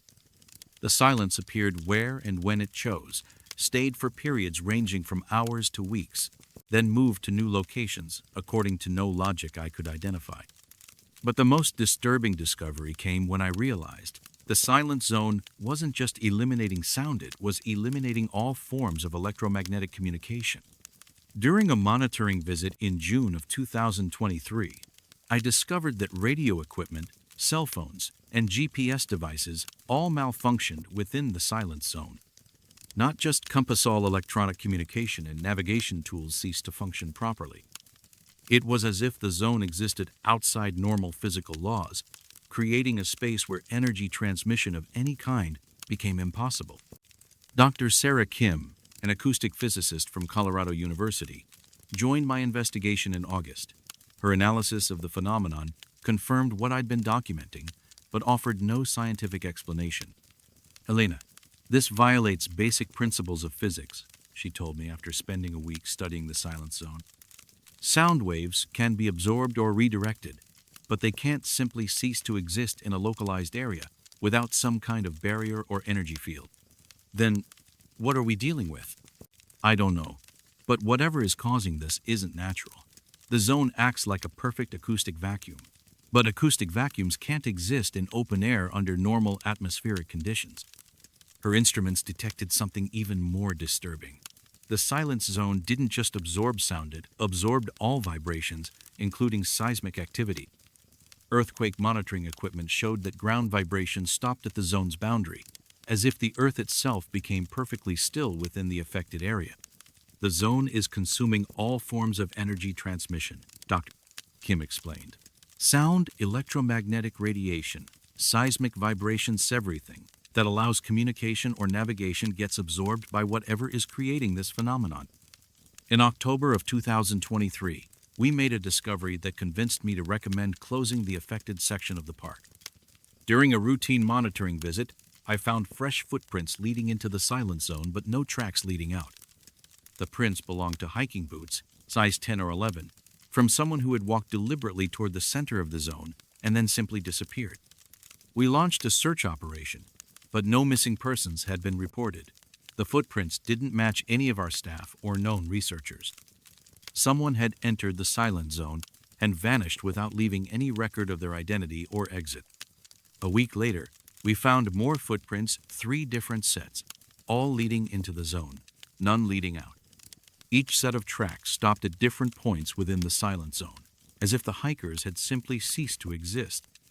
Search teams, equipped with radio equipment, attempted to enter the zone and follow the tracks, but communication became impossible once they crossed the boundary. Team members could see each other but couldn't hear voices, radio transmissions, or any other form of communication. The search teams reported that the missing hikers' footprints were visible within the zone, but the tracks seemed to fade gradually, becoming less distinct toward the center until they disappeared completely. Not covered by sand or obscured by wind, simply absent, as if the people who made them had slowly dissolved. I recommended that the northern section of the dune field be closed to public access. The recommendation was approved, and warning signs were posted around the area where the silent zone typically manifested. But the zone continued to grow and move, ignoring the boundaries we'd established for public safety. The last measurement I took before requesting a transfer showed the silent zone had expanded to over 400 feet in diameter. If the growth rate remained constant, it would cover the entire dune field within 5 years. I've transferred to a national park in New Mexico, where sound behaves according to normal acoustic principles and compasses point reliably toward magnetic north. But I still monitor the Great Sand Dunes situation through official reports and research updates. The silent zone continues to expand at the predicted rate. It now covers nearly 500 feet in diameter and has been documented in 12 different locations across the park. Multiple sets of footprints have been found leading into various manifestations of the zone, with no corresponding exit tracks or missing person reports. The official explanation is localized acoustic anomaly under investigation. The Park Service has established a research station to monitor the phenomenon, but no scientific explanation has been found for zones where sound, electromagnetic radiation, and seismic vibrations cease to exist. The most recent report came from my replacement, who documented the zone's latest expansion. It now measures over 600 feet across and has remained stationary in the center of the dune field for 3 consecutive weeks, the longest period of stability since the phenomenon began. But what disturbs me most about the recent reports is the description of what researchers are finding at the zone's center, not footprints leading in, footprints leading out. Fresh tracks appearing from the middle of the zone, heading in all directions across the dune field, as if people are emerging from the silence instead of disappearing into it. I think about those hikers whose tracks vanished in the absolute quiet of the zone, and I wonder if they've been waiting in that space where sound dies and compasses spin uselessly. Waiting in perfect silence for the zone to grow large enough that they can walk out of the place where communication becomes impossible and existence itself becomes questionable. The silence that spreads across Great Sand Dunes isn't just consuming sound, it's consuming the people who enter it, keeping them in a space outside normal physics until the zone expands enough for them to return to a world where their voices can be heard again. But after years in absolute silence, I wonder what they'll have to say when they finally emerge, and whether anyone will be able to understand voices that have learned to exist without sound.